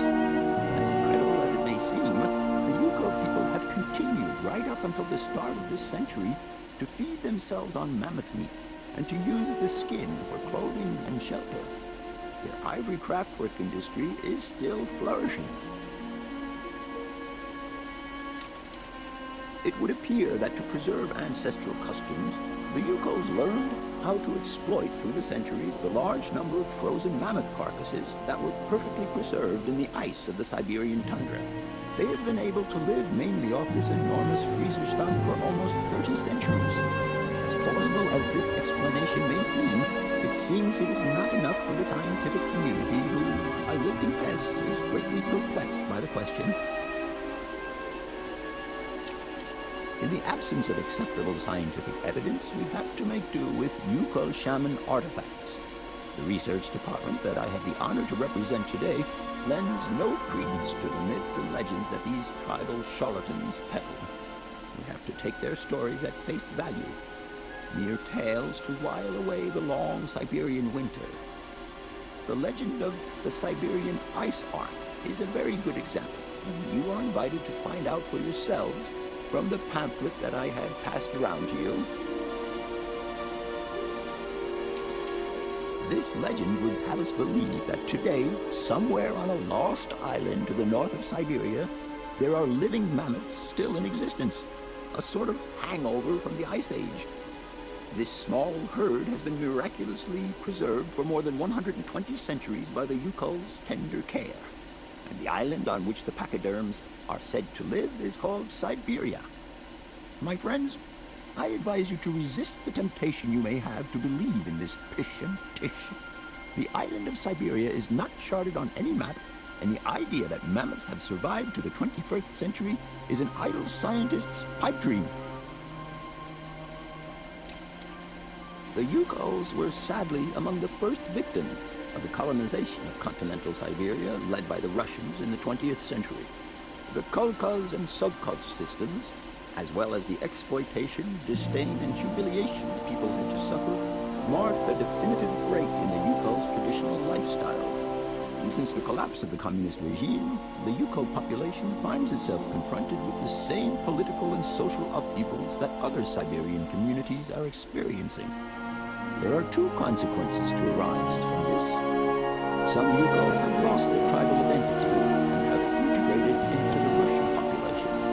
Others, however, have sought long and hard to re-establish links with their ancestral culture that was lost under the Soviet regime.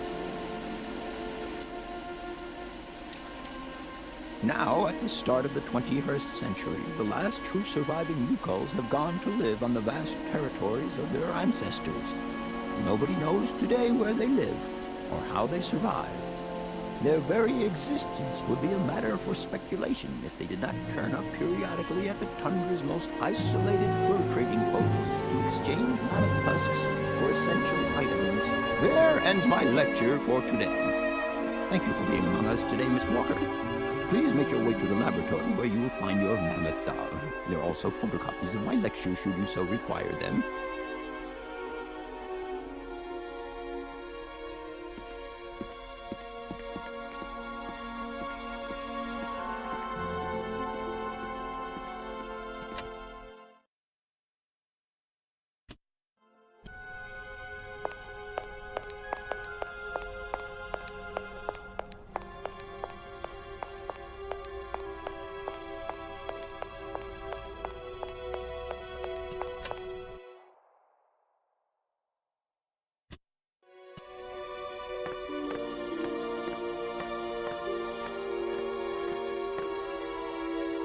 Do excuse me, Professor.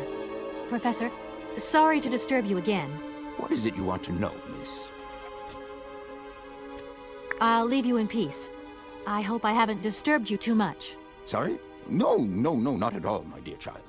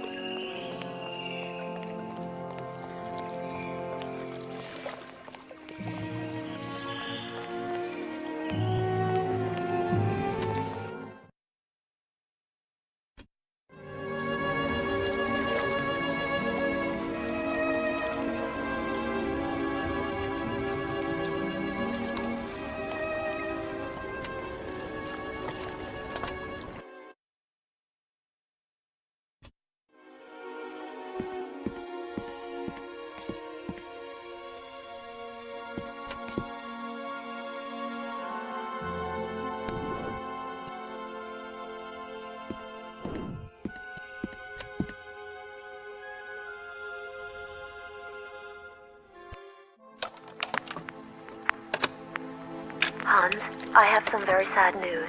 Our father is dead. He passed away peacefully last Sunday in his sleep. I feel so lonely now. Father had been but a shadow of himself since your departure. I had to take care of everything for him. Housework, factory paperwork, the workforce, clients, everything. And now, today, well, I really don't know who or what I'm fighting for. Times are so hard, and this terrible war is destroying everything. Nobody cares for our automatons anymore. I just think about you returning. And when you do return, I will have turned this factory into a palace worthy of your genius. Please take care of yourself. I love you so much, Anna.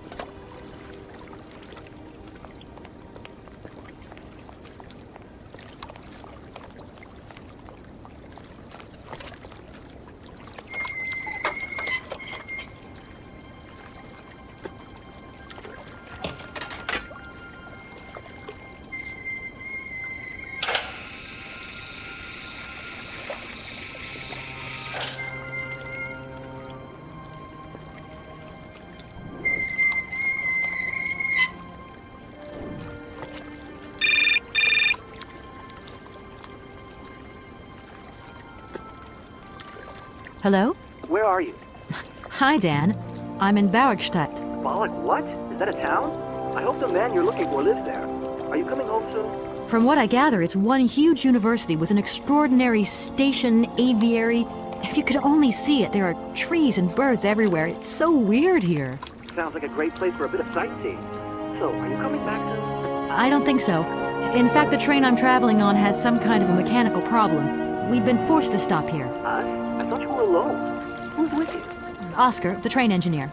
You're messing around with mechanics now, are you? Don't be so stupid, Dan, please. Oscar is an automaton created by Mr. Vorarlberg, the man I'm looking for. And he's not any old robot. He's a sophisticated butler type, if you see what I mean. He's a bit obsessive as well. Kate, I don't know what they're feeding you in Europe, but don't you think it's time that you came home? But my mission still isn't finished. To hell with your mission. I don't know why you accepted it in the first place. If you just stuck to the middle of the road, then we wouldn't be in this mess. We? If there's any mess, it's me who's in it. And while I'm trying to come to grips with strange towns, you, my darling, are sitting at home on your butt. I seem to remember we had nothing against my departure. It was only going to be 2 or 3 days, Kate. Please, try to put yourself in my shoes. Your shoes? Not only do I have to fit myself into your diary, but I've got to get myself into your shoes as well? Is there anywhere else Sir would like me to put myself while we're on this subject? Look, I don't want to talk about it now. Call me back when you calm down. I was perfectly calm before I picked up your call. I only wanted a few words of encouragement, not your disdain. Was that too much to ask? You can be such a selfish... Takes one to know one, sweetheart.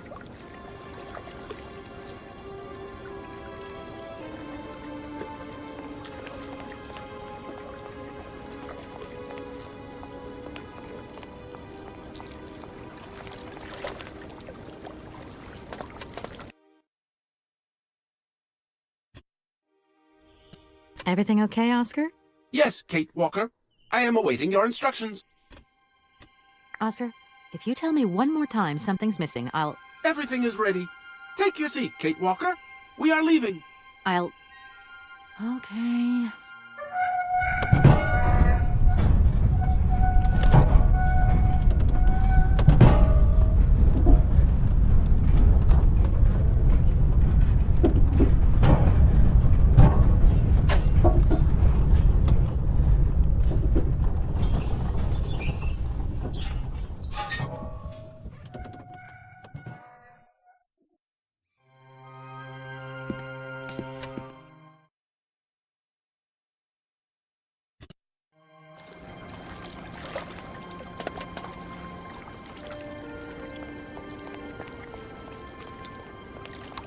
Oscar, can't you please forget about procedure just for once? Your request is refused, Kate Walker.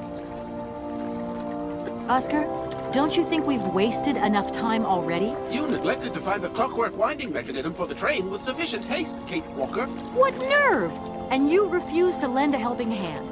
Help that could have been invaluable to me. I agree, Kate Walker. If you weren't so obsessed by procedure, we wouldn't have had a hitch. I am not entirely convinced, Kate Walker. Oscar, please, let's get in the train and leave, can we? Yes, Kate Walker. Give me the visa. Okay, see you later, Oscar. Yes, Kate Walker.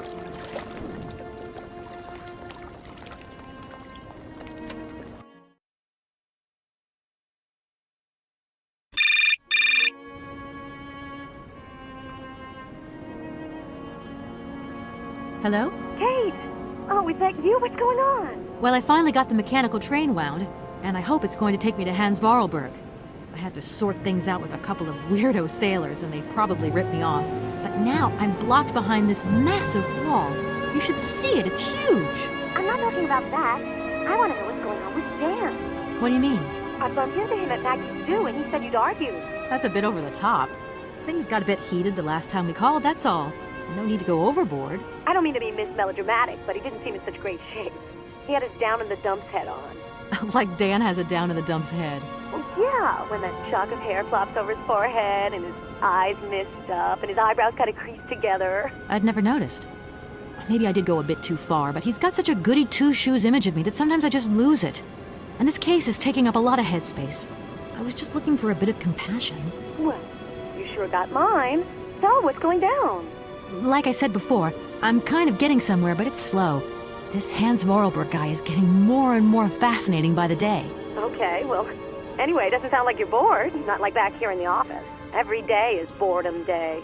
Just no fun without you. When are you coming back? Shouldn't be long, I hope. Look, I've got to go. See you soon. Well, call us again real soon. And be easier on Dan next time, huh? I'll try.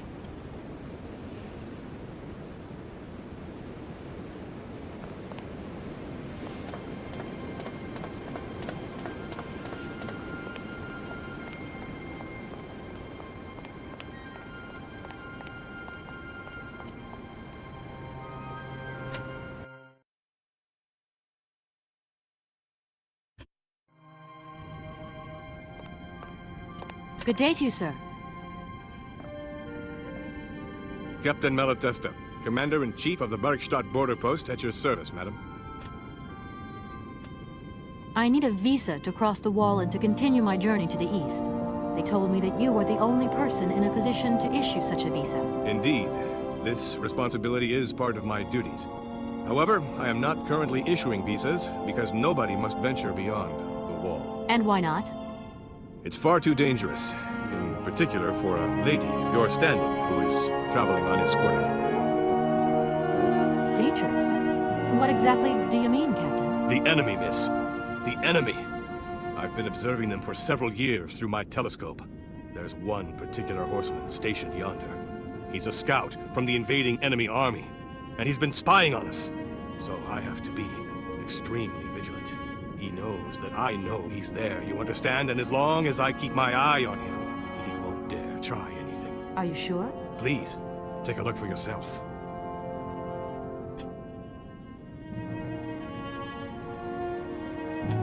Don't mind me if I retire, Captain. Please, madam. My respects.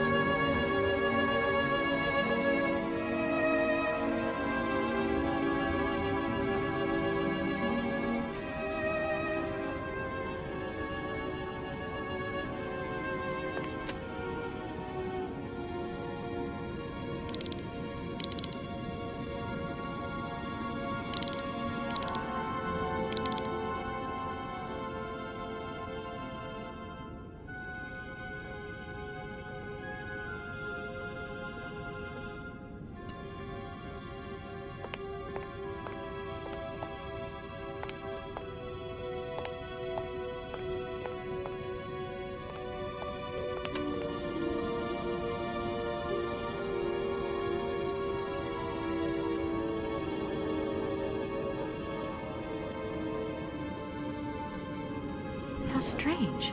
I can't see a Cossack horseman at all. There's just a dead tree in the middle of an empty plain. That poor captain must have really bad eyesight. Good day to you, sir. Captain Malatesta, Commander-in-Chief of the Bergstadt border post, at your service, madam.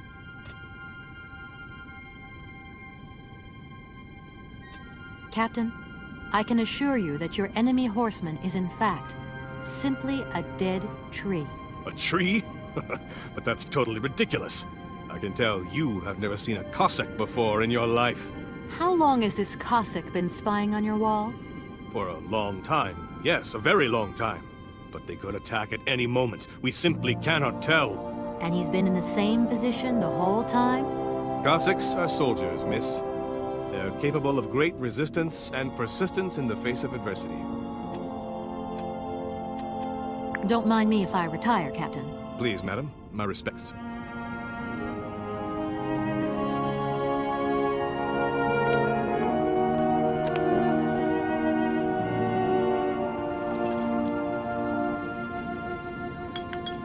Colonel, sir. Captain, miss. But you have the air of a great officer. You flatter me, miss. Unfortunately, I'm afraid that we frontier soldiers are often forgotten by the military administration. There's no justice. I sympathize with you, Captain. Let us forget our worries for a moment and have a little drink together, in the name of friendship. It would be my pleasure, miss, but the regulations strictly forbid it.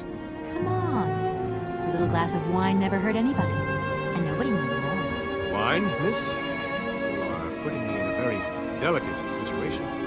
Don't deny yourself, Captain. Just a little glass. I assure you, it is excellent. Well, perhaps just a drop.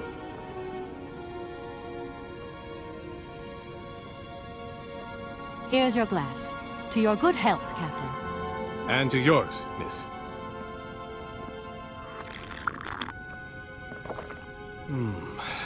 It's been a long time since I've drunk wine in such pleasant company.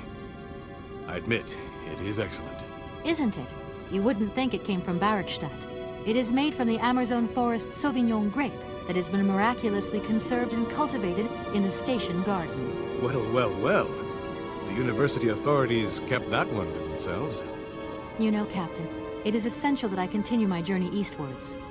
Please, don't even think about it. As I've said, it's extremely dangerous. The enemy is spying on us. Perhaps your Cossack horseman isn't quite what you thought. Perhaps it's just a dead tree twisted into a strange shape. You should take another look. You never know. Go on, Captain. Give it a try. So be it. I will make this concession to the fairer sex, miss. But it does seem to be quite ridiculous.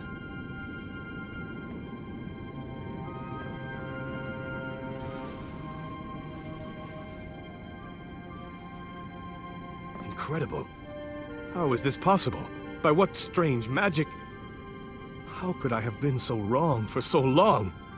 The enemy was only a tree. I'm so ashamed. It's not that bad, Captain.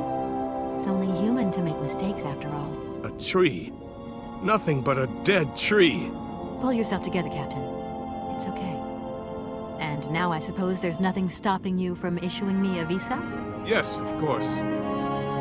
There is no more danger. All these years. And now the Cossack has gone. There is nothing left to watch.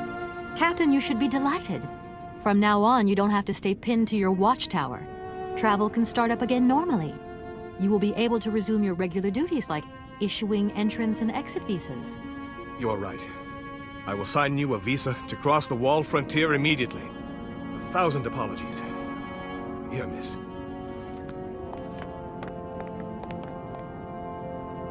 Thank you, Captain. And keep your eyes open. Miss, if we could keep this between ourselves, please. For the sake of my honor. You understand? You have my promise, Captain.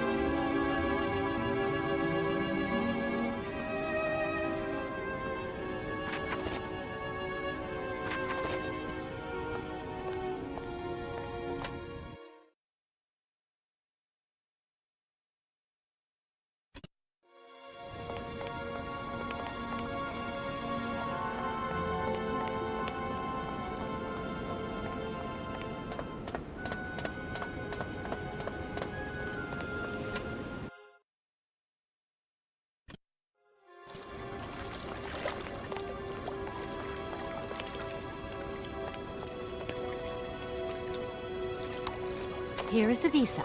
I hope it's regulation, my dear Oscar. It is regulation. Here is your ticket.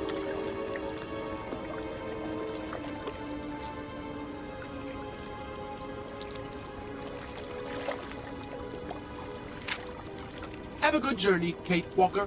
So, can we go now? Indeed. We are already very late, Kate Walker.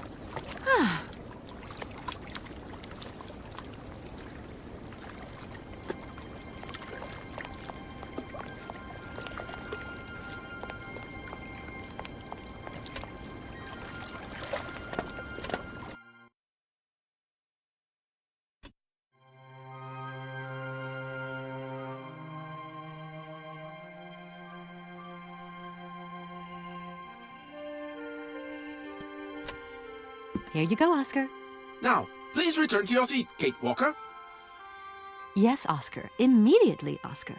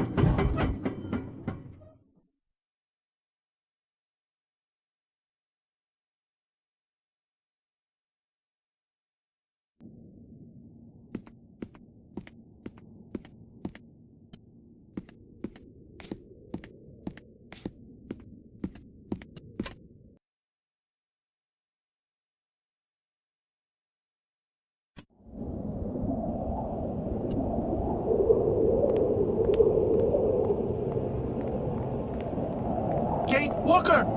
Kate Walker! Oscar, what's going on? Why has the train stopped? Where are we? The springs of the train are unwound again, Kate Walker. As for the question pertaining to our geographical location, I really haven't the slightest idea. Well, we'd better get looking for a winding machine, my dear Oscar. I hope that this place actually has one. The air here is so polluted that I could not possibly risk leaving the locomotive. My joints might corrode irreparably. Right. Let's see. Gosh, it's really gloomy here. I wonder where on earth I'm going to find a winding machine. I have total confidence in you, Kate Walker. You are, after all, a brave and resourceful woman. Yeah, right. See you soon, Oscar. I shall stay right here, Kate Walker.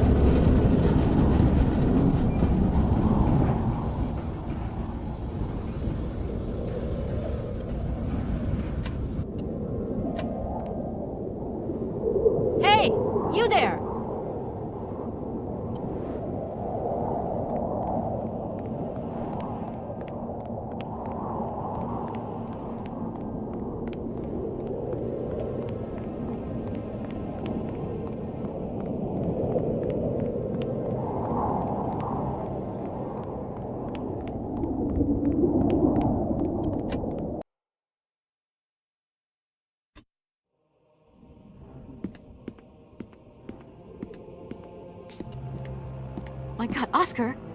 Oscar, talk to me!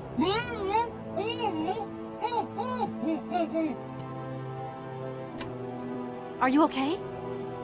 Why, it is absolutely inadmissible, intolerable, and indescribable. I have been attacked. What do you mean you've been attacked? My hands! I no longer have them!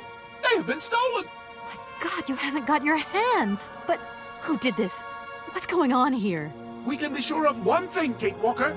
That this heinous crime was committed by a barbarian, a dysfunctional individual whose behavior lacks all finesse. Did you get a look at your attacker? Tell me exactly how it happened.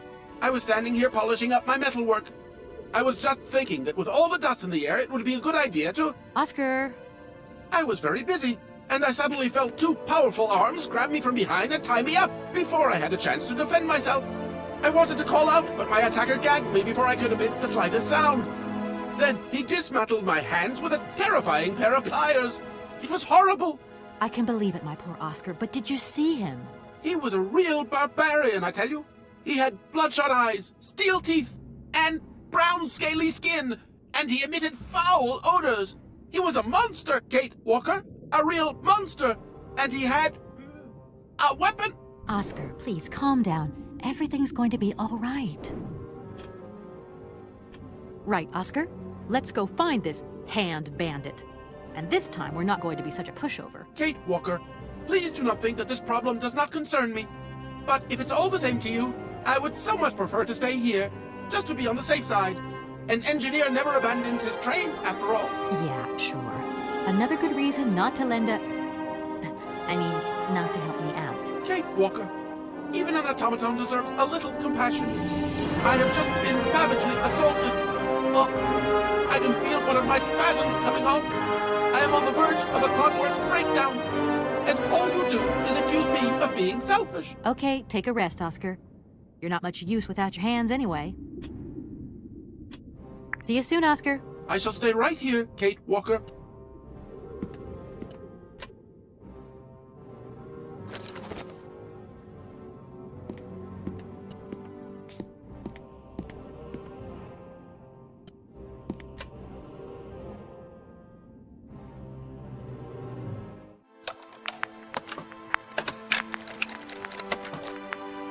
My dear brother, what joy to have news of you after your long silence during the war years. So, you're working for the Russians now. I tell you, we've been hearing some worrying stories about them here. Just your description of that dingy factory makes me cough. But it's so good to hear that your talent is being recognized for its true value, and that your automaton creations are taking the place of workers for all those menial jobs.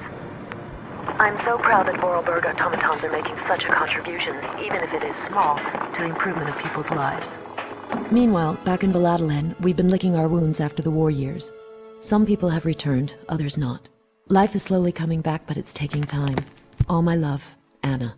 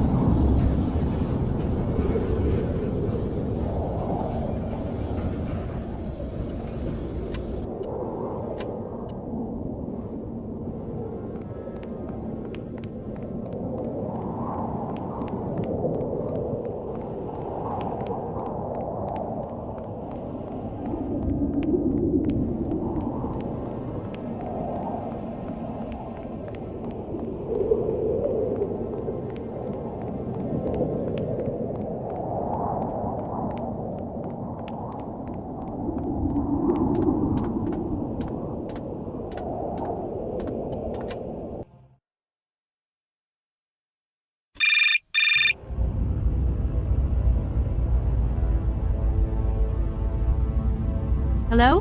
Hello? Kate, it's Dan. Can you hear me? Dan, is that you? I can't hear you so good. Dan? Kate, it's Dan. Can you hear me? Dan, you're breaking up. I'll try and call you when I get out of this mine. Kate! What's happening? Listen, we've got to talk. Look, the line's just getting worse and worse. I'm hanging up.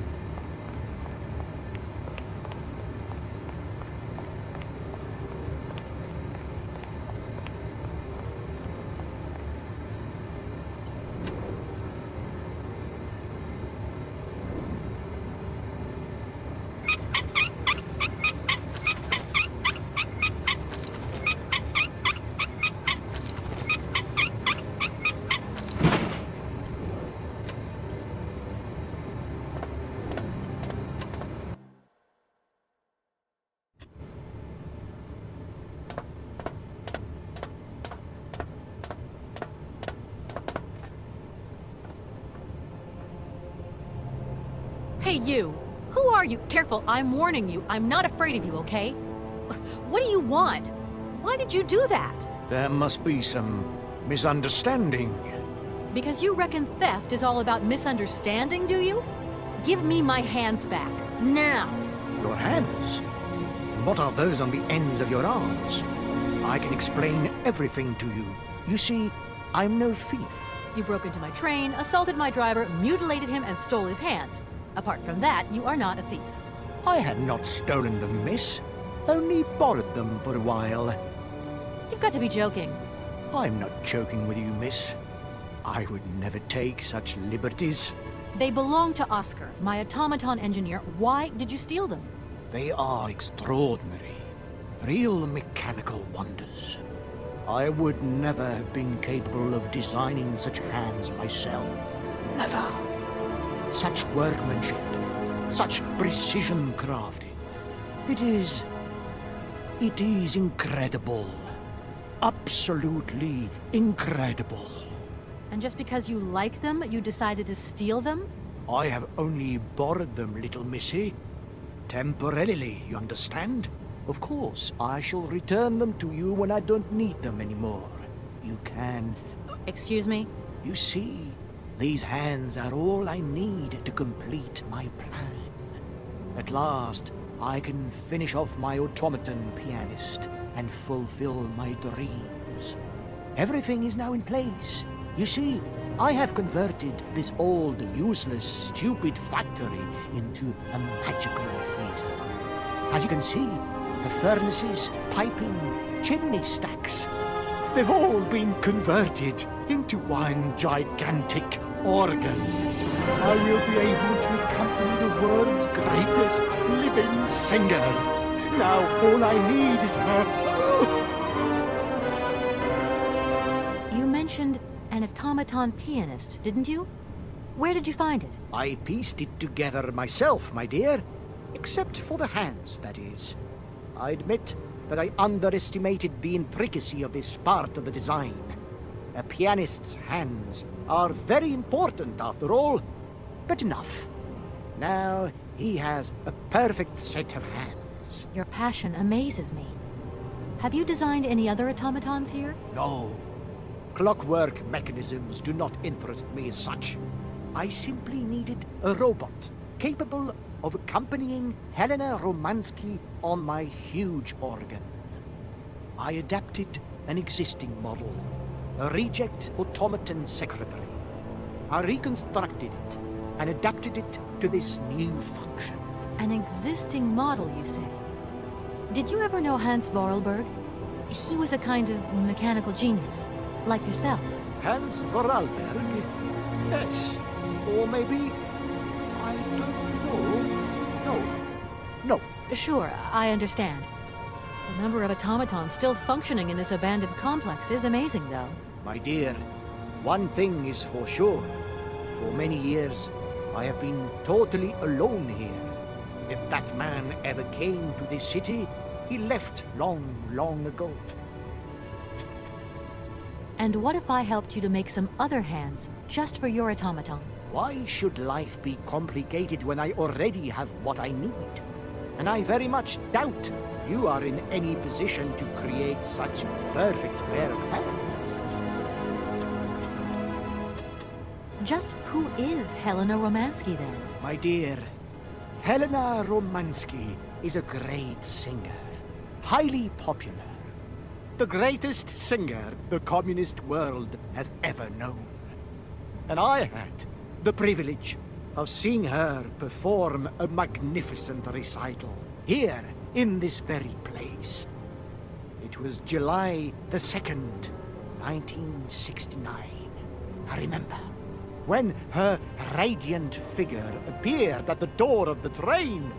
It was unreal. She held out her hand, and I helped her step lightly down from the carriage. She was like an angel, descending from the skies. We managed to get together a theater, nothing like what I have achieved here today.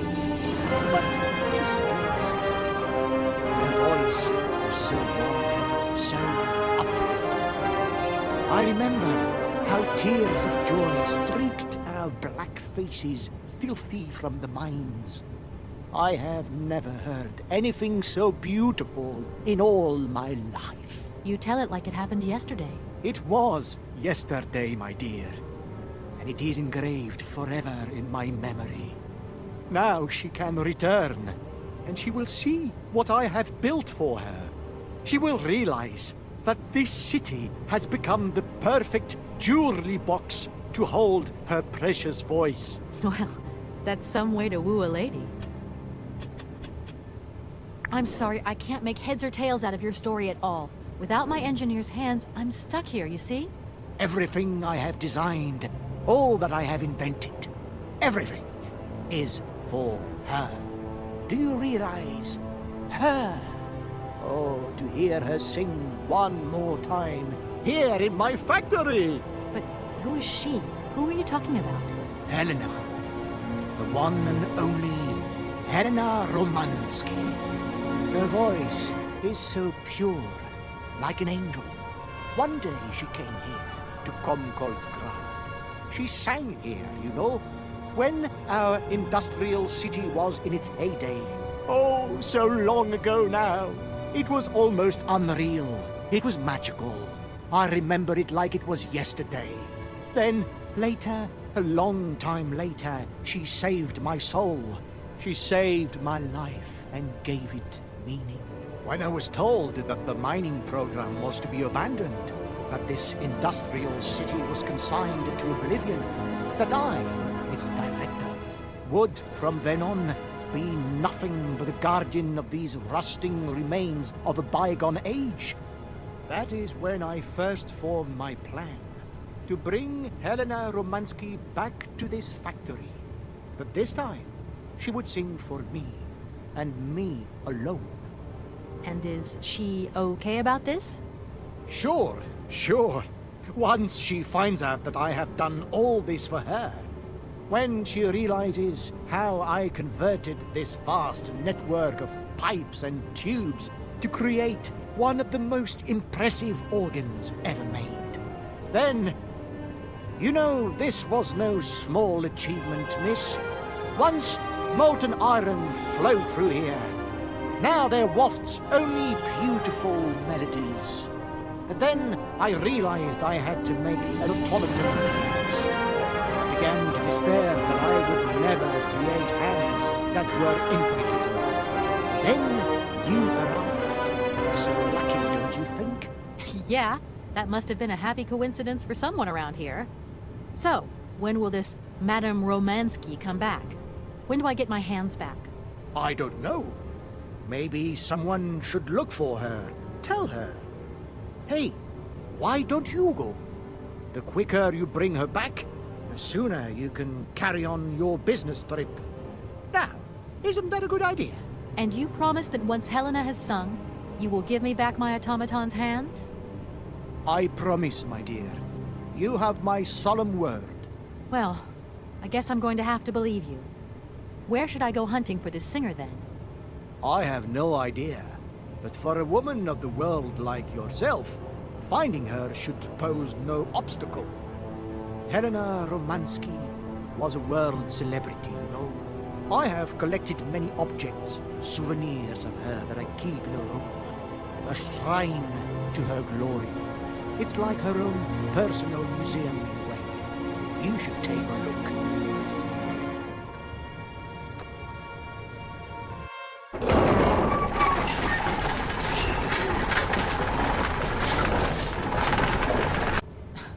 This whole story is completely nuts.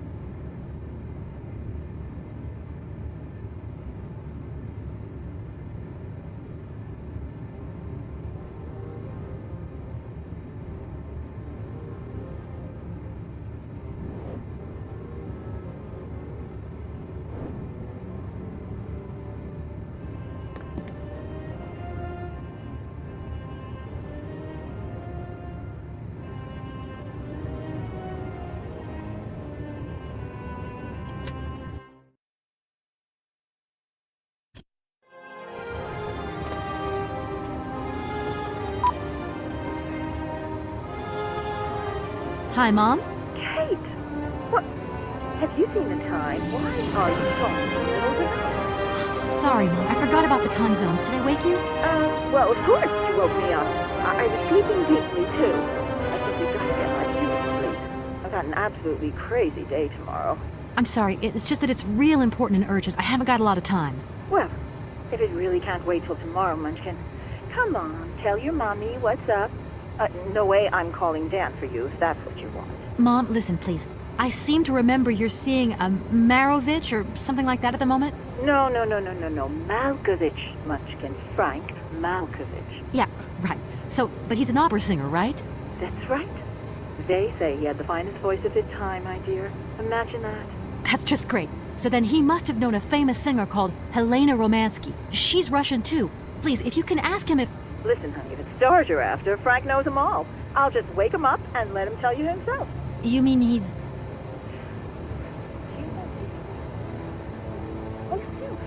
Oh, Kate, listen, you're still there. Frank tells me he did hang out with a Romansky once, but it was platonic. You know those singers. She's a great soprano. Great. Does he know where she went? Does she still sing? Where does she live? 1 second, Munchkin. Frank said she was very ill and she withdrew from circulation. She went to rest in some spa somewhere. He thinks it was called Arrowbad, But it was 15 years ago, and he's not sure. And, well, honey, when Frank wakes up, he always takes a little bit of time to get going, you know. Thanks a bundle, Mom. And Frank, too. You're both fantastic. Love you both. Thanks again. Catch you later.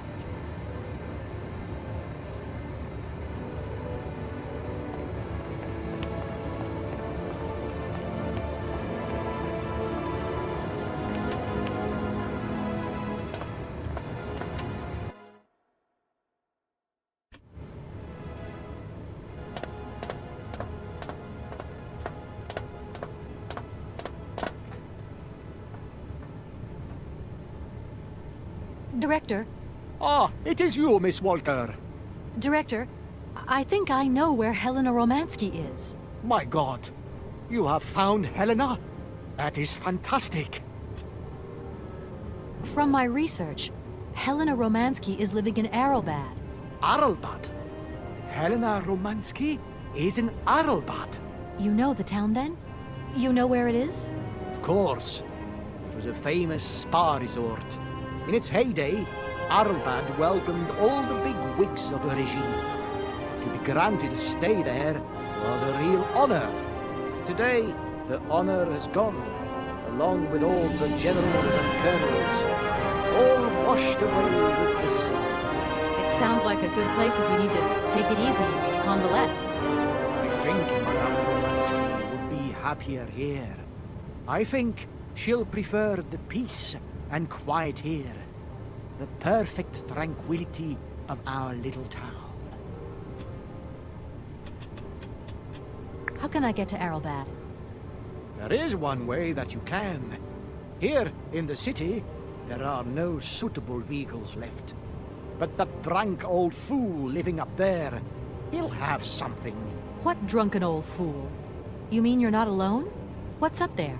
You mean you haven't noticed the space compound on the plateau? There's still some pathetic old soldier guarding it.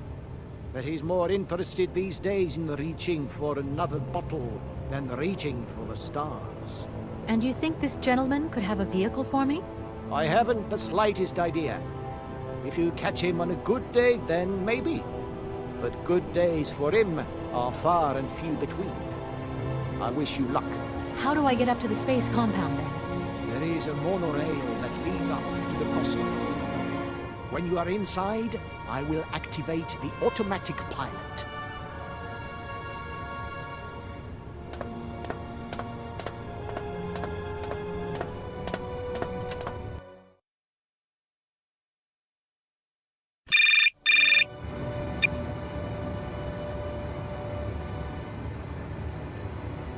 Yes? Kate, can you hear me this time? Yes, I can hear you just perfectly, Dan, but I can't talk to you now. I'm in a real hurry. I wanted to say sorry. I know I wasn't very understanding last time. I've been feeling a bit bad about it. Okay, you're a real sweetheart, but I've got to leave you now. I'm not angry with you, so don't worry. I've just got to catch up to someone, and quick. But Kate, this is really important. I'll call you back, Dan. I'm sorry.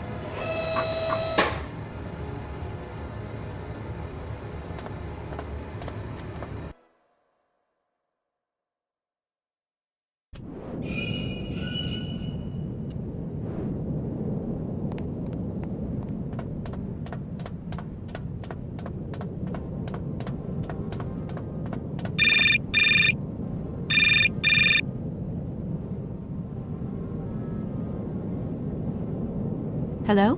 Kate! Oh, that you? How are you? Olivia! Great, just the right person. Look, have you heard of Helena Romansky? No. Is she some Russian fashion designer? No, she's a singer. I'm going to be meeting her soon. I've just got to find a way of reaching Arrowbad. Can you imagine how lucky I am? Not really. Well, what relations this singer got with the toy co-case? You sure you know what you're up to, Kate? You sound really different, like you're changing. Look, it's like this. If I'm going to get to the end of my journey, I've got to link up this singer and the director of the Comcosgrad Industrial City. Don't worry, I know exactly what I'm doing. Why did you say that I've changed? I don't know, just an impression. You sound more sure of yourself, like stronger, more confident. And that's a problem? There you go. Just takes one word and you're up on your high horse. I'm beginning to see Dan's point of view. It's getting harder and harder to back you up all the time. What does that mean? Well, it means that I had a drink or two with Dan, because he wants to talk. He feels a bit lonely, you see? And what's he been telling you? Nothing. He just has the impression you're slipping away from him. He can't see where you're coming from anymore. Like, we went to the movies the other day and he said that you would have loved the film, but I told him that... You mean you're dating my fiancé? No! No, not dating, Kate. Just propping him up while you're away. All in a good cause. I can keep an eye on him for you at the same time. What would I do without you? Oh, you're jealous. Well, that's a good sign. That means you want him. Now, that he'll be pleased to hear. You seeing each other again soon? Tomorrow night. He invited me to dinner at the Goldbergs. You don't mind, do you, Kate? No worries. Look, I've got to go, Olivia. Take care.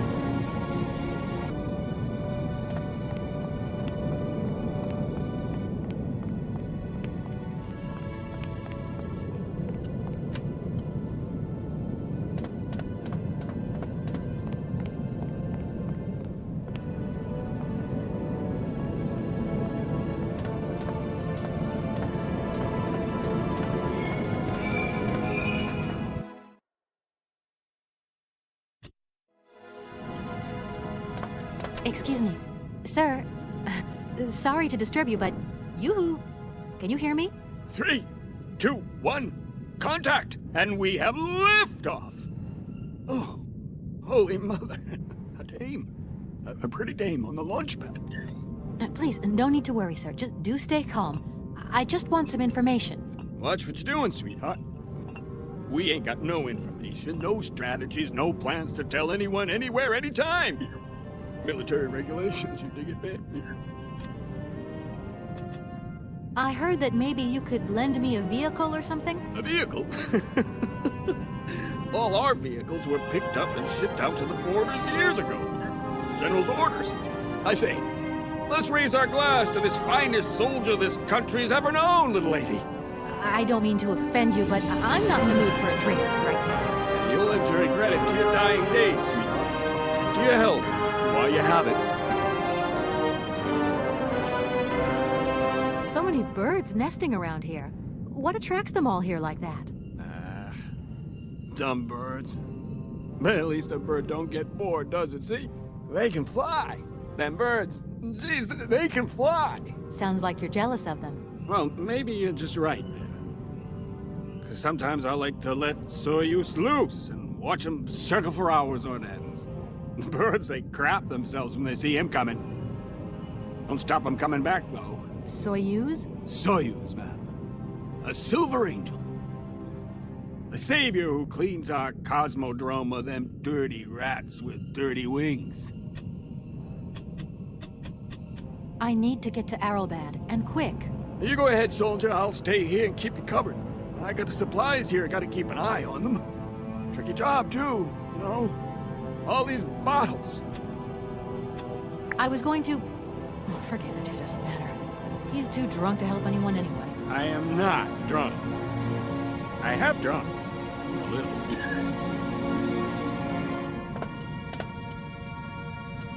Strange. Sure, I left a bottle or two around here. I gotta get some air. Wall's getting pretty tight. We'll think about that blast off later, huh? Are you okay, Colonel? Are you sure you're all right?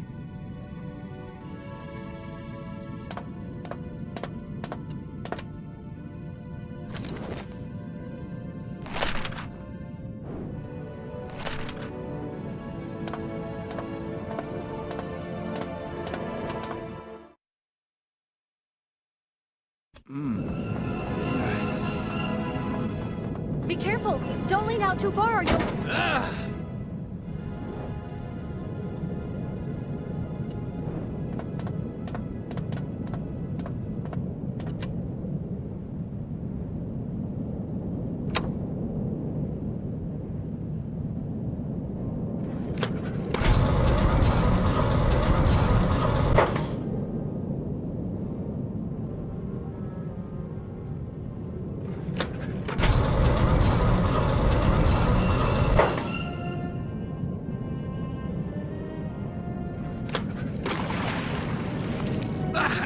What's happening? That's water you got there. Stop it! Now! You want me to drown?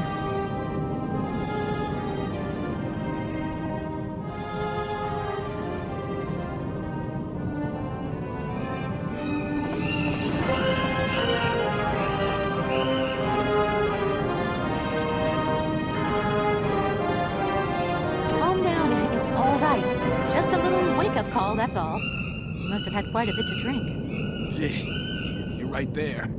Not the first time, either. Probably won't be the last. Man, my head.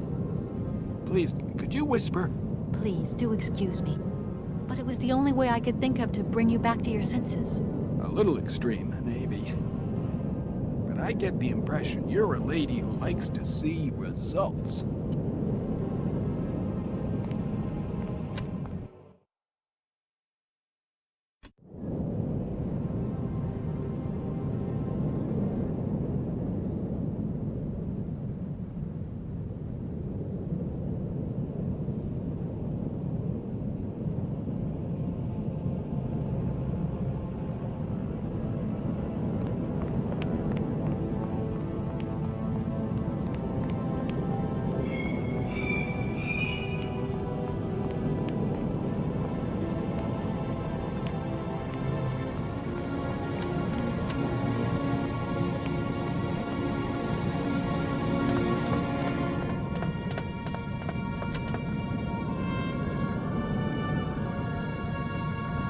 Need a key.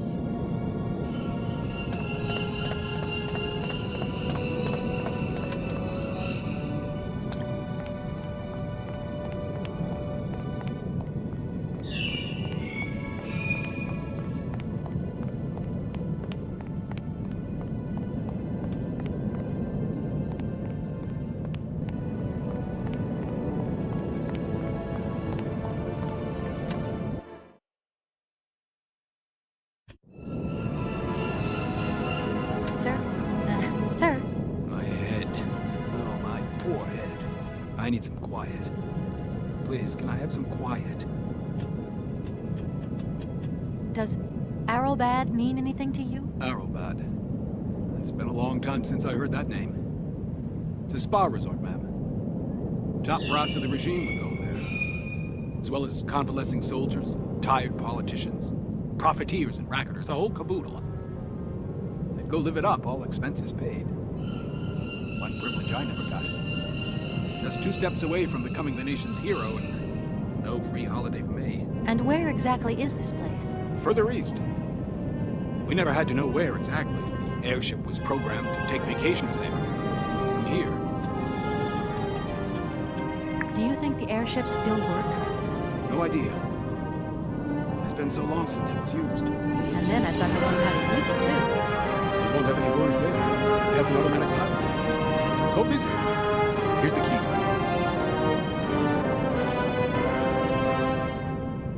Thanks.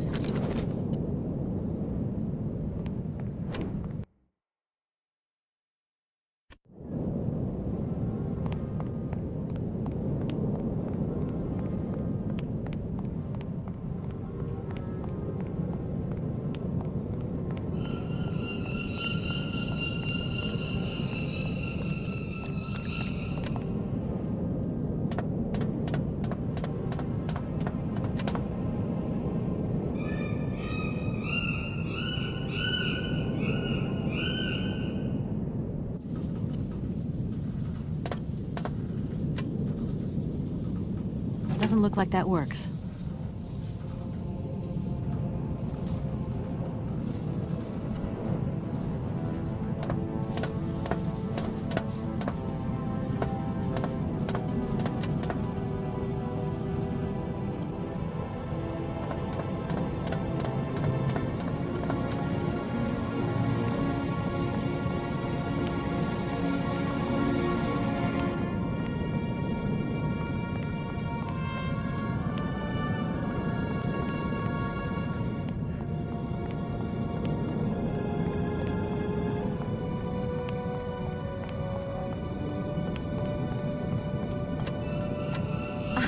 There you are.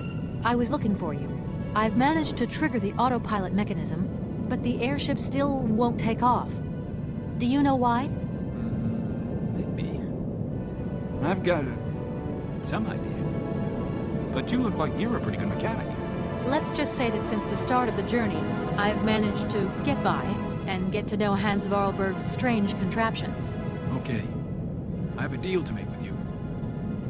I've been living in this dumb launcher site for years. And I've always said that one of these days I'm going to the stars on that flying wing. And I'd better make that trip before vodka stews my brain. But I gotta know how it works.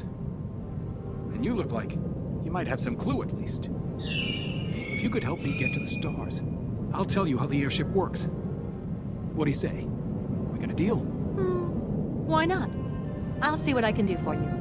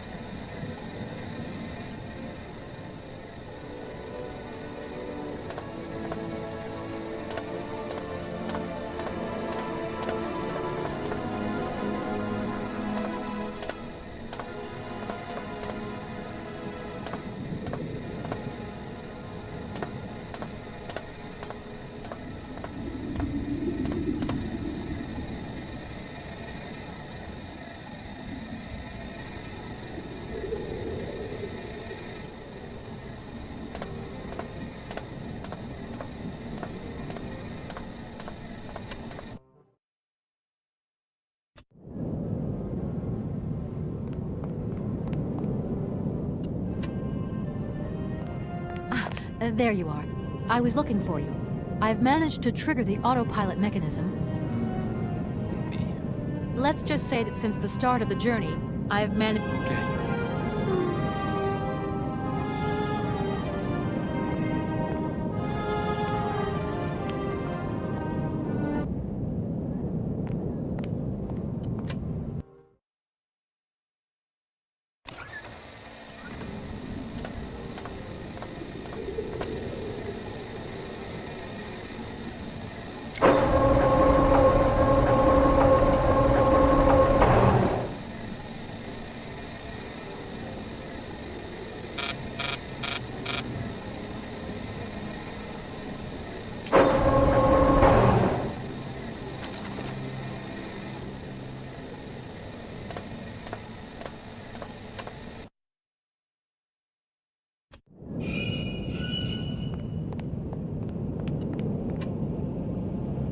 Comrade Boris, I need a few drops of your blood.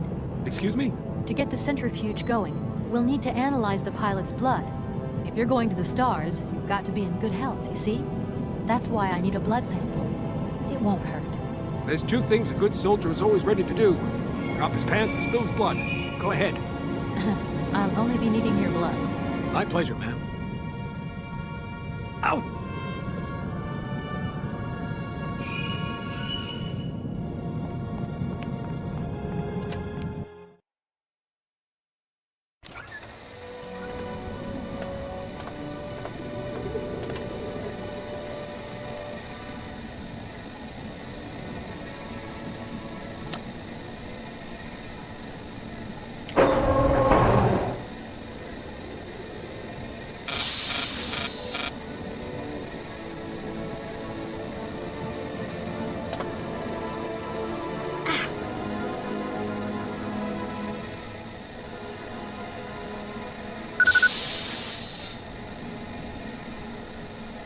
Okay, I think I've figured out how it works.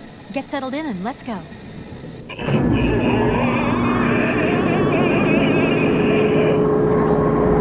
are you all right? Never been better. It's spinning a bit, but I am used to that. I'm a professional pilot.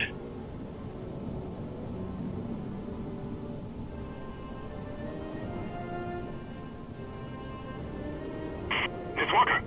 Come in, Miss Walker! Are you receiving me? Clear as smog. Can you speak up? I'm ready. Press the launch button. Okay, here we go. Good luck.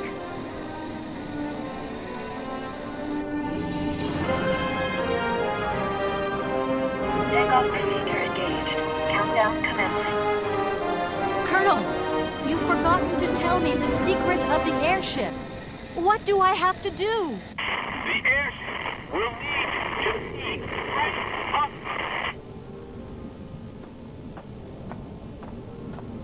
10, 9, 8, 7, 6, 5, 4, 3, 2, 1, 0.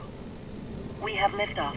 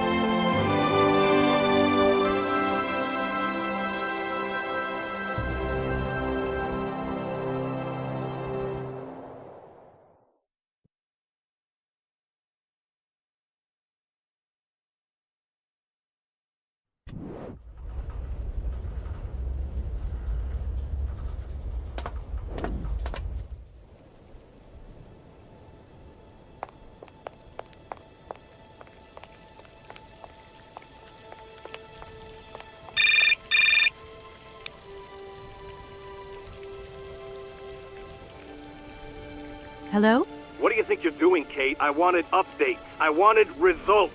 Certainly, Mr. Marson. We all do. Down on the ground, we're doing all we can, but there's no new developments. Kate, I don't think you understand the urgency of this situation. Universal Toys are on my back and digging in. I can't hold them off much longer. You're putting the firm in a very tricky situation. I am very sorry, but a slight mishap or two has meant that I've had to modify my mission temporarily. Miss Walker, you're walking on a minefield here. I don't have to underline that this affair is Class A priority numero uno. Hot. I am only too aware of that, Mr. Marson, and believe me, I am doing all I possibly can. But this mission is really no piece of cake. You can have all the cake you want and eat it too when you get home. Next time I call you, I want something concrete, something solid. I want results. You understand? Results. Yes, Mr. Marson.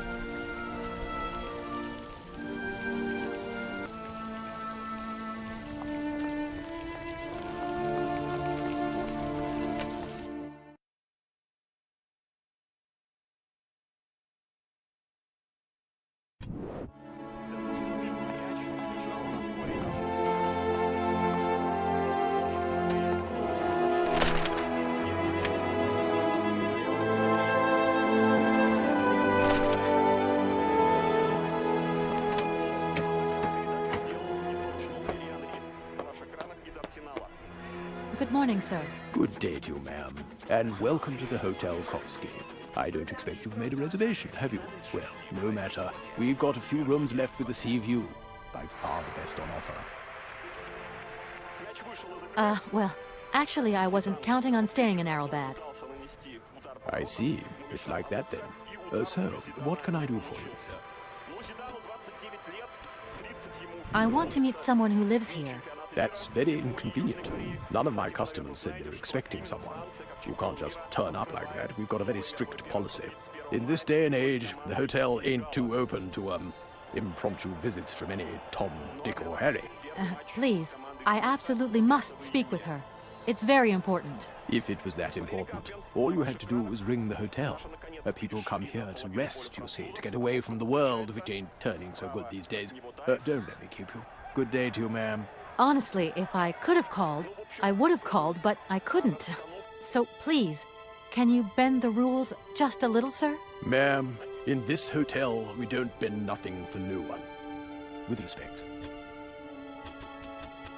Well, thanks anyway. At your service, ma'am.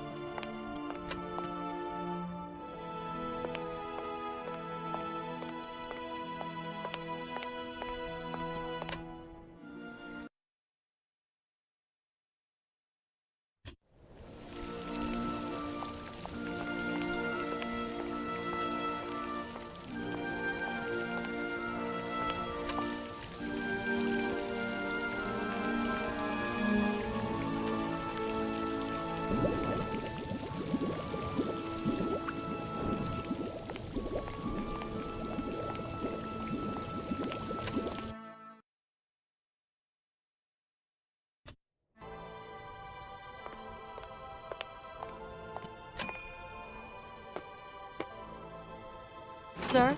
You again? You're beginning to really overstep the mark. I warn you, one more and I'm going to... But what the hell's going on over there? Why is it me gets hell to pay when there's already too much work to do?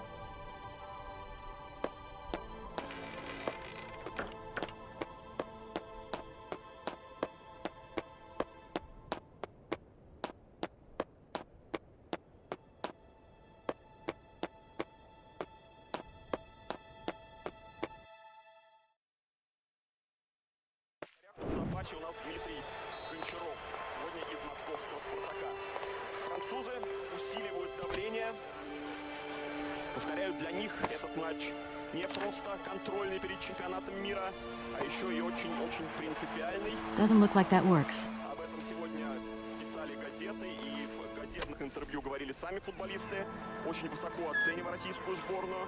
Сравнивали нас много с шотландцами, потому что 27 марта французы здесь выиграли у сборной Шотландии 5-0, буквально разгромив шотландцев. Зинедин Зидан на ваших экранах. 4-0 уже было после первого тайма, там Зидан забил 2 мяча Трезеге, Анри, ну и потом Марле, 5-й мяч уже во втором тайме. Но сравнивая шотландцами, сами футболисты, в частности, говорили, что, конечно, сборная России гораздо более серьезный противник, что довольно лестно для нас звучит.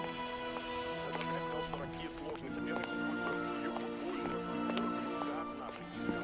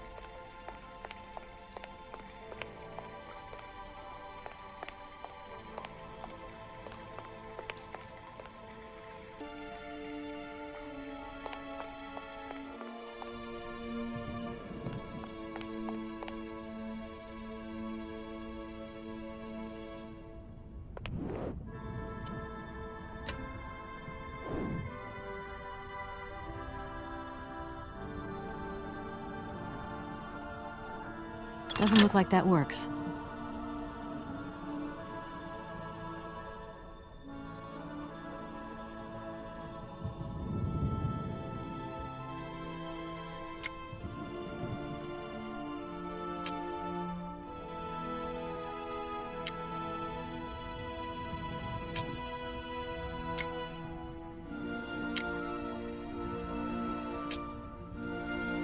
Damn it! I've got to find another way around.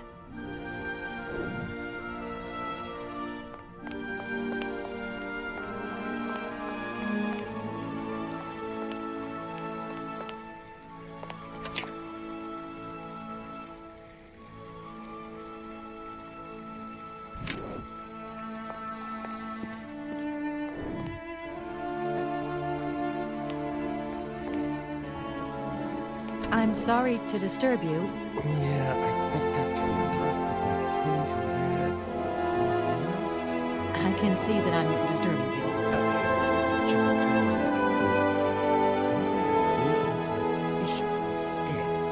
Nothing like a good squeeze from a bishop. Okay, I wouldn't like to disturb you any longer.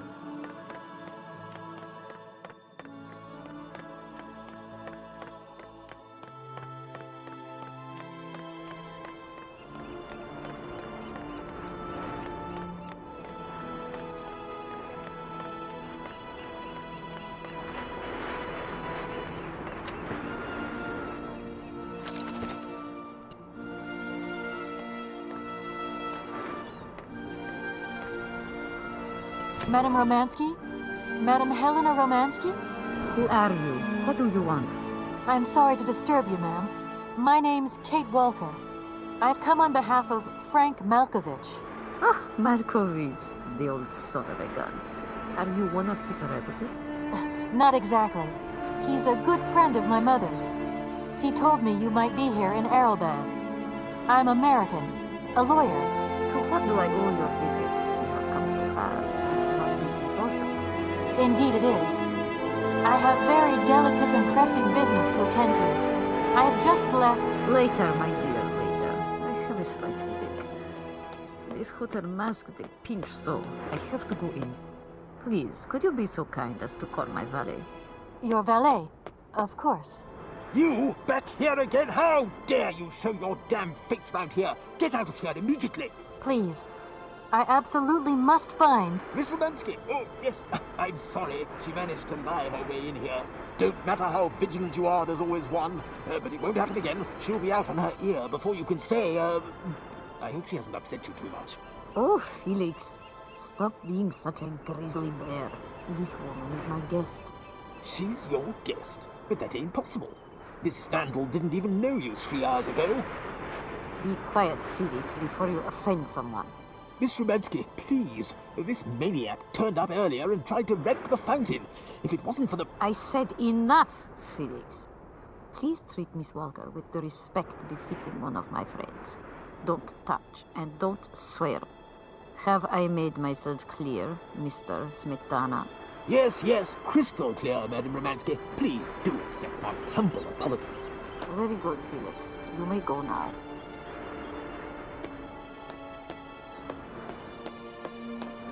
Madame Romansky, thank you for stepping in there. I'm so embarrassed to put you to such trouble. Oh, nothing that I haven't lived 1,000 times before, my child. I want to go in now. I'm exhausted.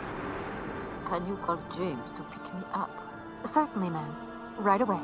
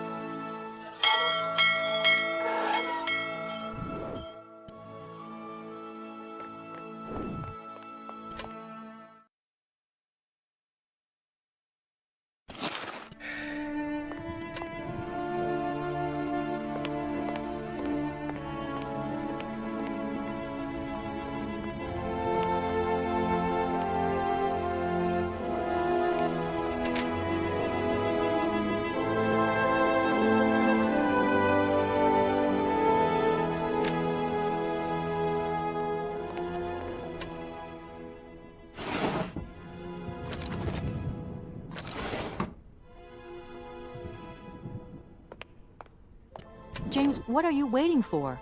Don't tell me you didn't hear the bell this time. The bell did indeed ring, but it is very windy outside, isn't it? Yeah, it is a bit gusty. But what's that got to do with it? Madam doesn't understand. She says an automaton doesn't need protection, but my insides don't like the salty wind. I'm afraid to go out, you know. And if you wore my mask to protect you against the salt, would that help? Oh, most certainly.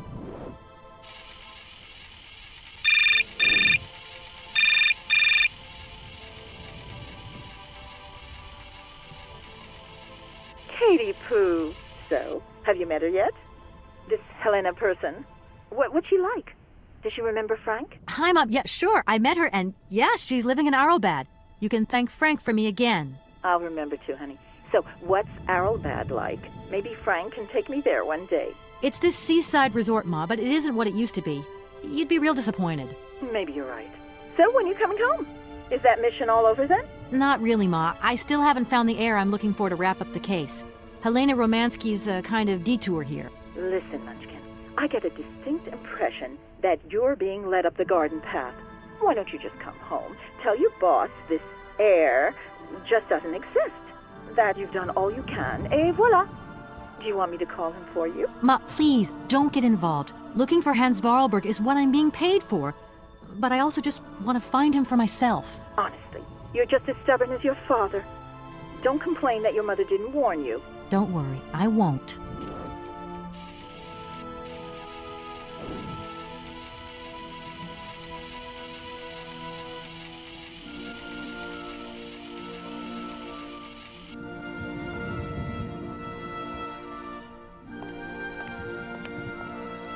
It's a real honor to meet you, Madame Romansky. People have told me so much about you. People still talk about me? Oh dear. Of course. Everyone tells me how wonderful you were. How you were one of the greatest singers of the century. Ah, so I was, my dear. But surely you didn't come here just to dig up the past. Strange. I get the impression that Hans Vorarlberg turned up here, too. You know Hans Vorarlberg? Not exactly. I'm looking for him to sort out this inheritance case. But I've had to snoop around in his past a bit to get on his trail. And I guess he's kind of a close friend now. You knew him, didn't you? Oh, yes. I knew Hans Vorarlberg. Do you hear, James?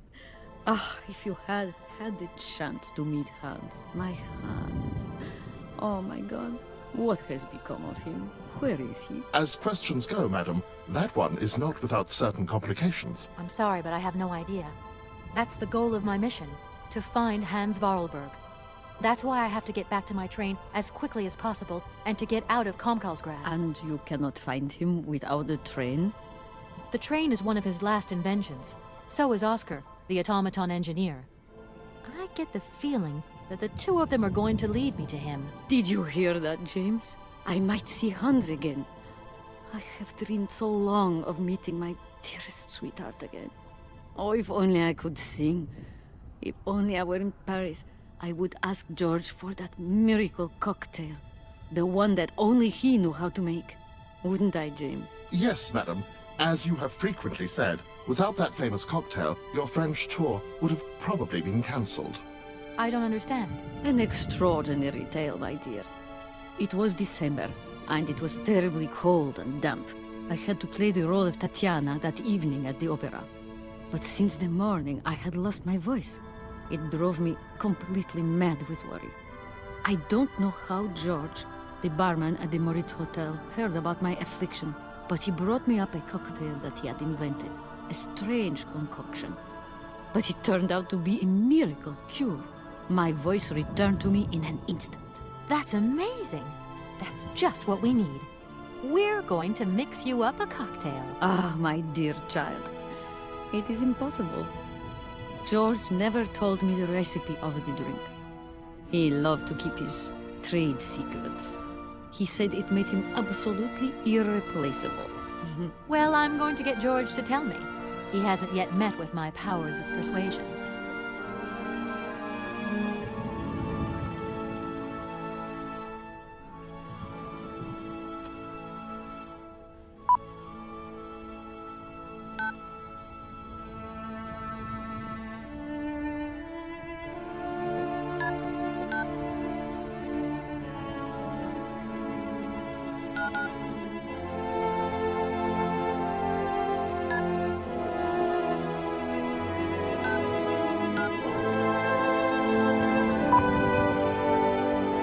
Hotel Moritz?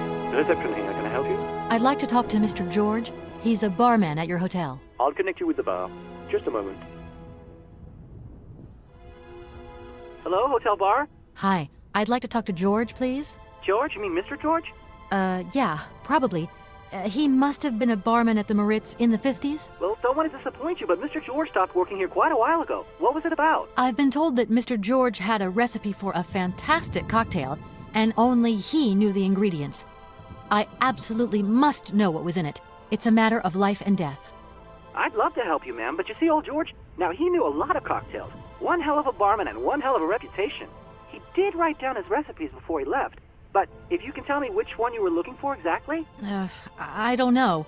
There are a lot of them, you say? Yeah, the Paris-Peking Shuffle, the Deep Green Secret, Boko Poco, Blue Helena, Red Mambo. Helena! Yeah, that's the one. The Blue Helena. Right, I'll take a look. Blue Helena, you say? Let's see. 1 measure of vodka, 1 measure of blue curacao, 1 measure of honey, a dash of lime and ice cubes. Shake it all together, and Bob's your uncle. Perfect. Thank you very much, sir. You have been most helpful to me.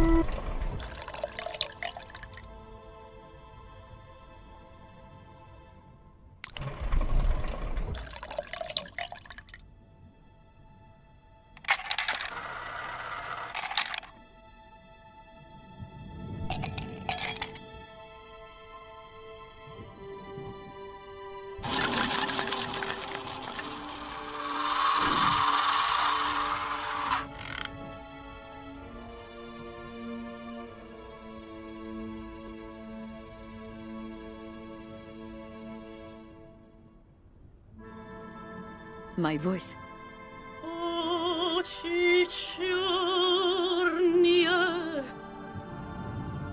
My God, that is atrocious. Horrific. It was too good to be true. George's Blue Helena is powerless, ineffective on the voice of an old woman. But your voice is perfect. Don't be so down on yourself. You just need to warm up a bit, that's all. After all these years, it's to be expected. No, I am very grateful for all your efforts, but really, I cannot go on stage with such a puny, pathetic voice. My performance would be so poor. I would get such bad reviews. You just got to get your confidence back, hasn't you, James? I must concur, madam. It sounds to me like your voice is fully restored. James, be quiet. You are a sniveling little creep.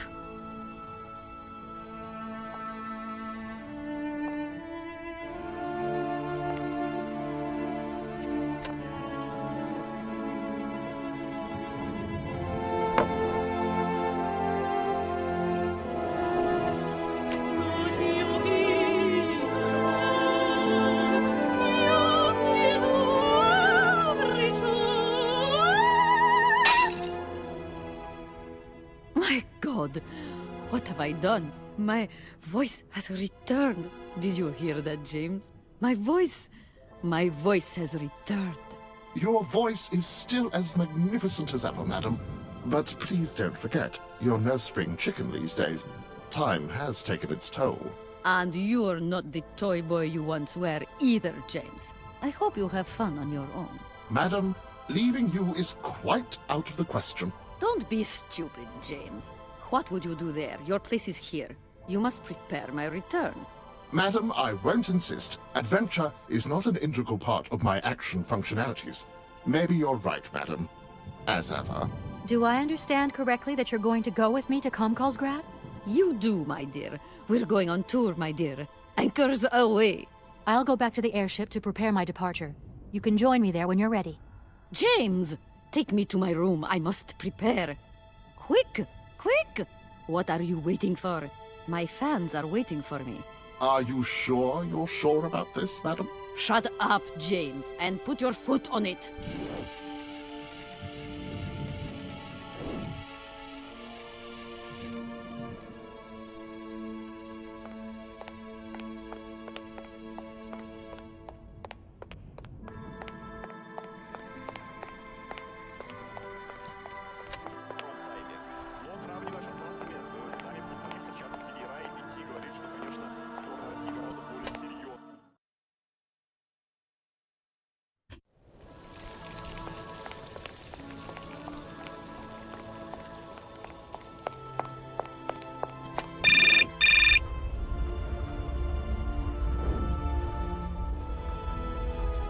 Hello? Hi, it's me, Olivia. Hey, sweetie, what's new?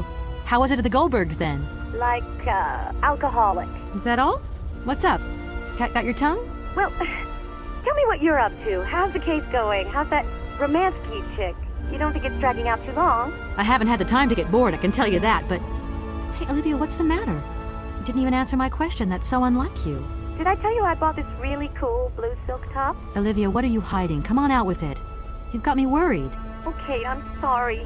I've done something horrible.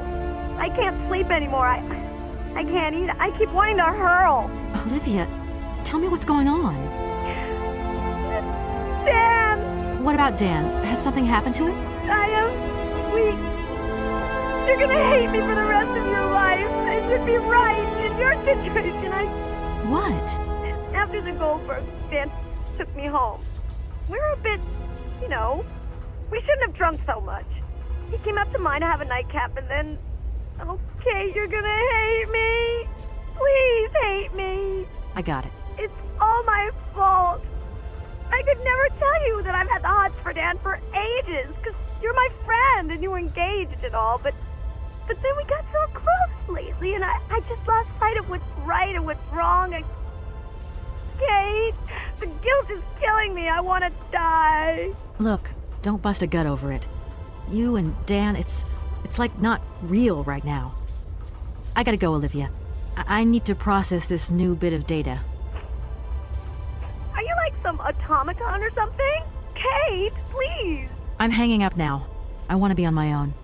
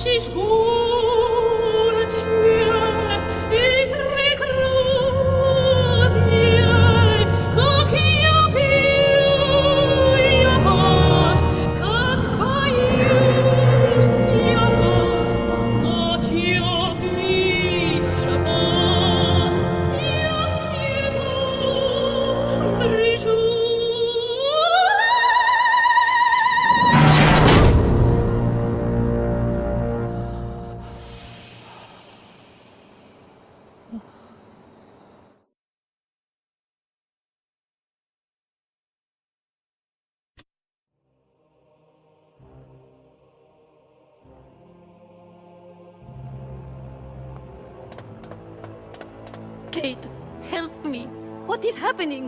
What does this man want of me? He has gone totally mad. Don't worry. There must be some way of getting you out of there, and I'm going to find it. But do hurry up, my child. I am terrified he will return and become dangerous. Be strong, Madame Romansky. You can trust me.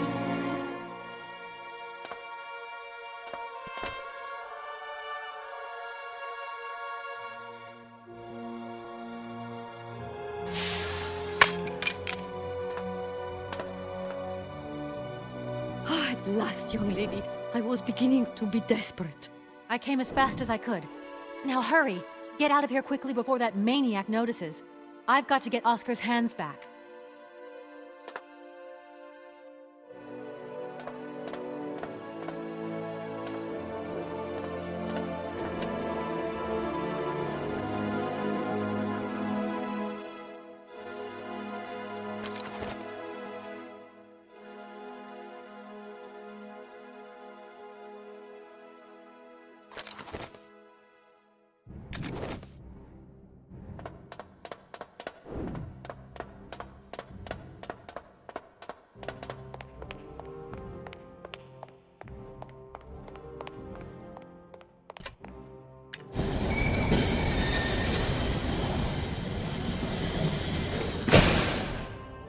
Are you all right, madam?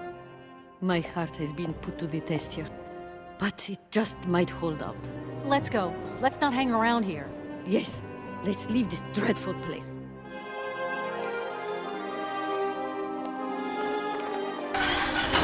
Oh! My God! What has happened now?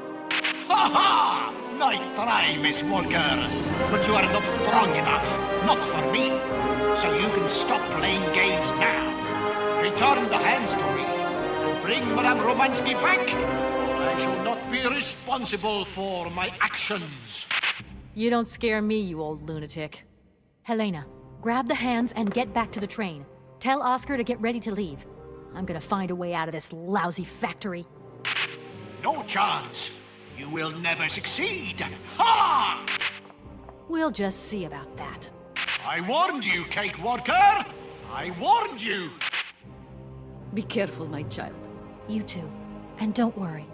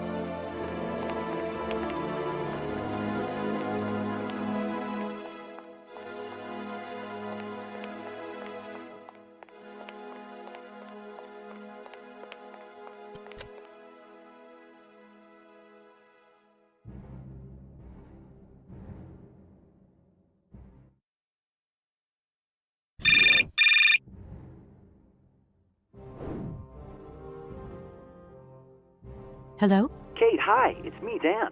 Are you all right? I'm okay now, yeah, thanks.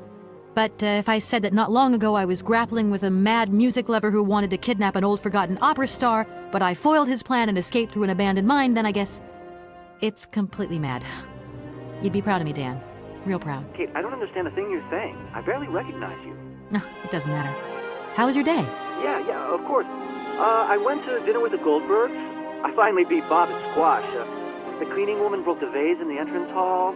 Well, other than that, nothing really. Listen, everything's cool, though? Yeah, cool. You're not missing me at all? Oh, yeah, sure I am. I had Olivia on the phone. She was a little upset. Nothing to say? I'm so sorry. I don't know what came over me. It happened so quickly. I just totally lost control. I was so weak, so dumb. I just can't imagine how... I can't imagine how you could ever forgive me. What a bastard I've been. I don't know, Dan. Maybe I'm to blame somewhere in all this. Maybe I pushed you into Olivia's arms. I'm well aware that this trip has taken me far from New York and far from the Kate you once knew. And you know what surprises me the most?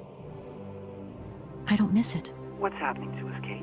Maybe we've just realized we don't really love each other, Dan. We can talk about it when you get back if you want. I don't know, Dan. We'll see.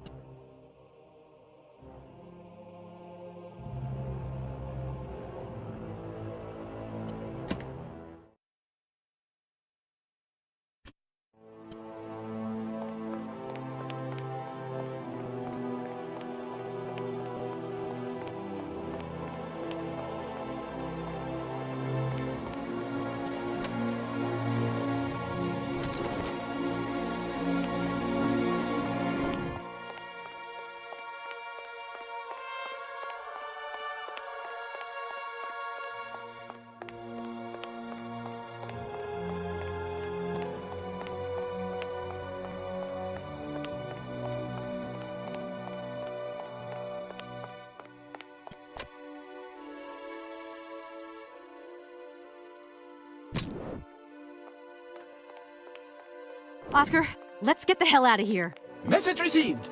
Full steam ahead!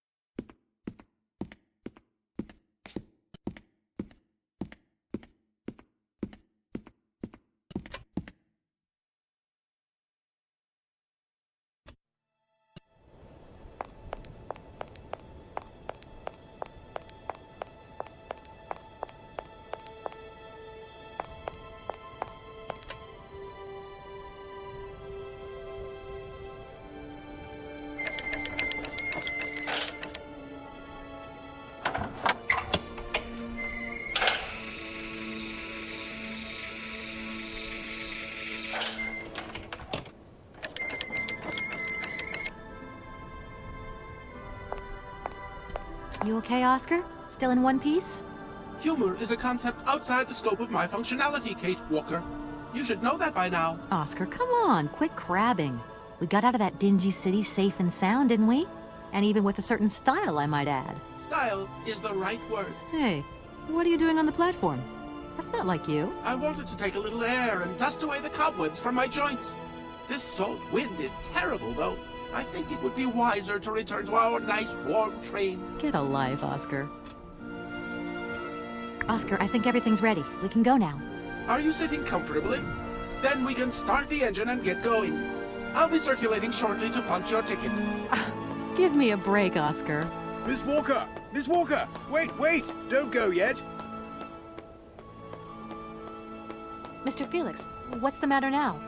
Has something happened to Madame Romansky? No, not at all. Our favorite diva's fine and dandy. But there's a package for you at the reception.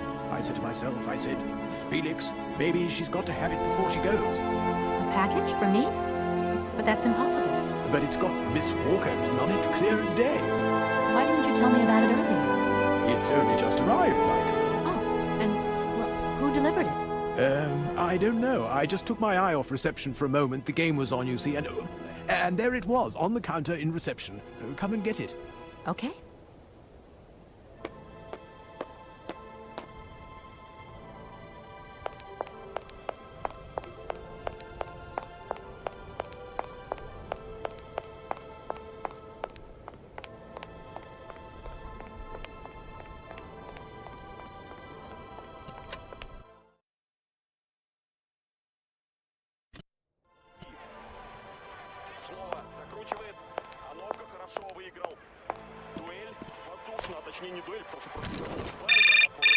И вот Анопка молодец, не дал навесить на штрафную Юрию Джаркаеву, игрок английского Болтона. Hello?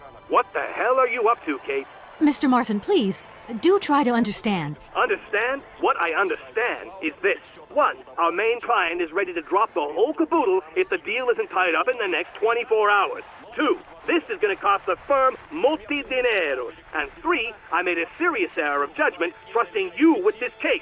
That's what I understand. I know it doesn't look like it, but...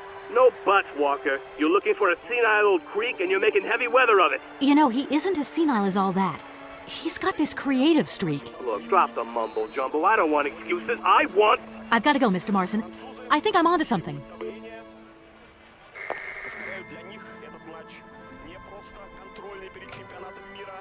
Hello, reception here. Felix Massano at your service.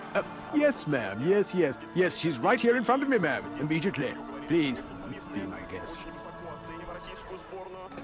Miss Walker, Madame Romansky would like you to join her at the hotel bar as quickly as possible. I'm going.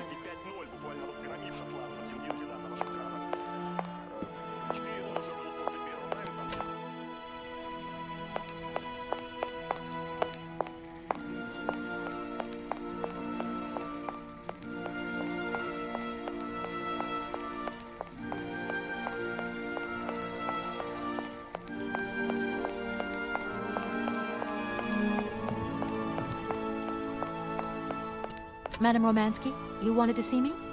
There you are, my dear. I wanted to talk to you before you leave.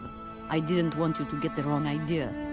Despite our mishap in Kongosgrad, I'm very grateful to you. You helped me to forget my life here and this dead beach where I stroll up and down all day, getting more and more bored. So much the better. Time passes so quickly. One day you are at the peak of your glory. You think it is going to last forever. And then one day the bubble bursts, and you are washed up and forgotten. Madame Romansky, don't be so gloom and doom. It doesn't suit you. And if there is no one left to help you out, you start to sink into a long, dark winter. Perhaps you should rest now. We've had a trying time. It's been emotional. You must be tired. When I returned here, Hans gave me such a taste for life. He too was ill. Oh, he coughed. He must have spent too long at the factories, breathing in their smoke. And then he was better. And he left. And I stayed with my memories. Hans Vorarlberg? Hans Vorarlberg was so full of joy, so carefree. He was a little simple of spirit, of course, as they say. He was a child. A child who made fantastic toys. I think that maybe I loved him. God alone knows where he is today. The plane with the hotel supplies has arrived. Maybe you should take a walk outside. I don't understand. I am old. I am tired. I have been very pleased to meet you, Kate Walker. Goodbye, James. Do look after Madame Romansky. That is all I ever do, miss. May fortune follow your every footstep. The snow is a good sign. Really? The snow chases the wind away and covers the salt and sand on the ground. The air becomes purer and still. Ideal conditions for a constitutional. Great. Thanks for everything, James.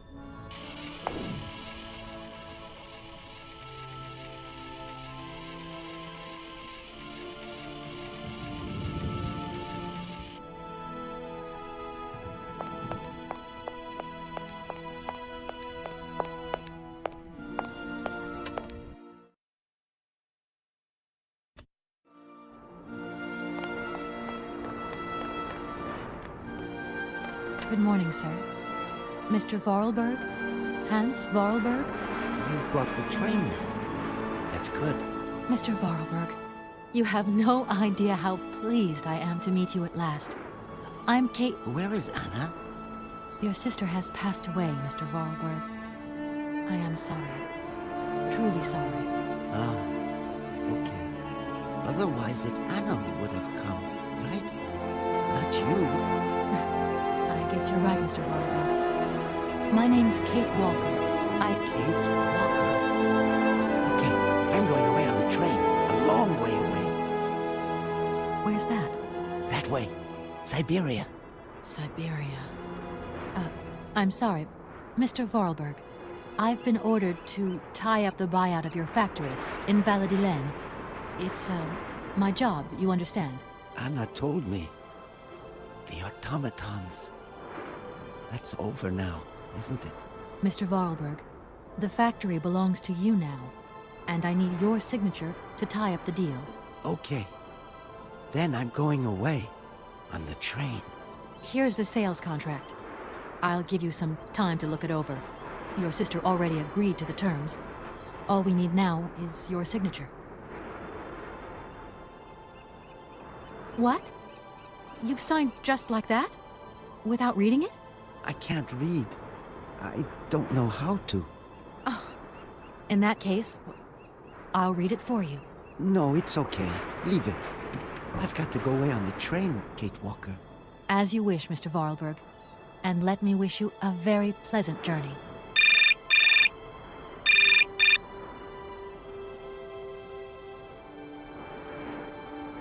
Yes? Listen, Walker, I've decided to send over some backup. No need, Mr. Marson. What do you mean? Hans Vorarlberg has just signed. Everything's hunky-dory. Are you saying that... Yep. That Vorarlberg Manufacturing is now the exclusive property of the Universal Toy Company. But... that's great news. Good work. Excellent work, Walker. A real masterstroke. I knew I could count on you, Kate. I congratulate you. Thank you, sir. Right, now get back here as quick as you can. I want those papers on my desk tomorrow.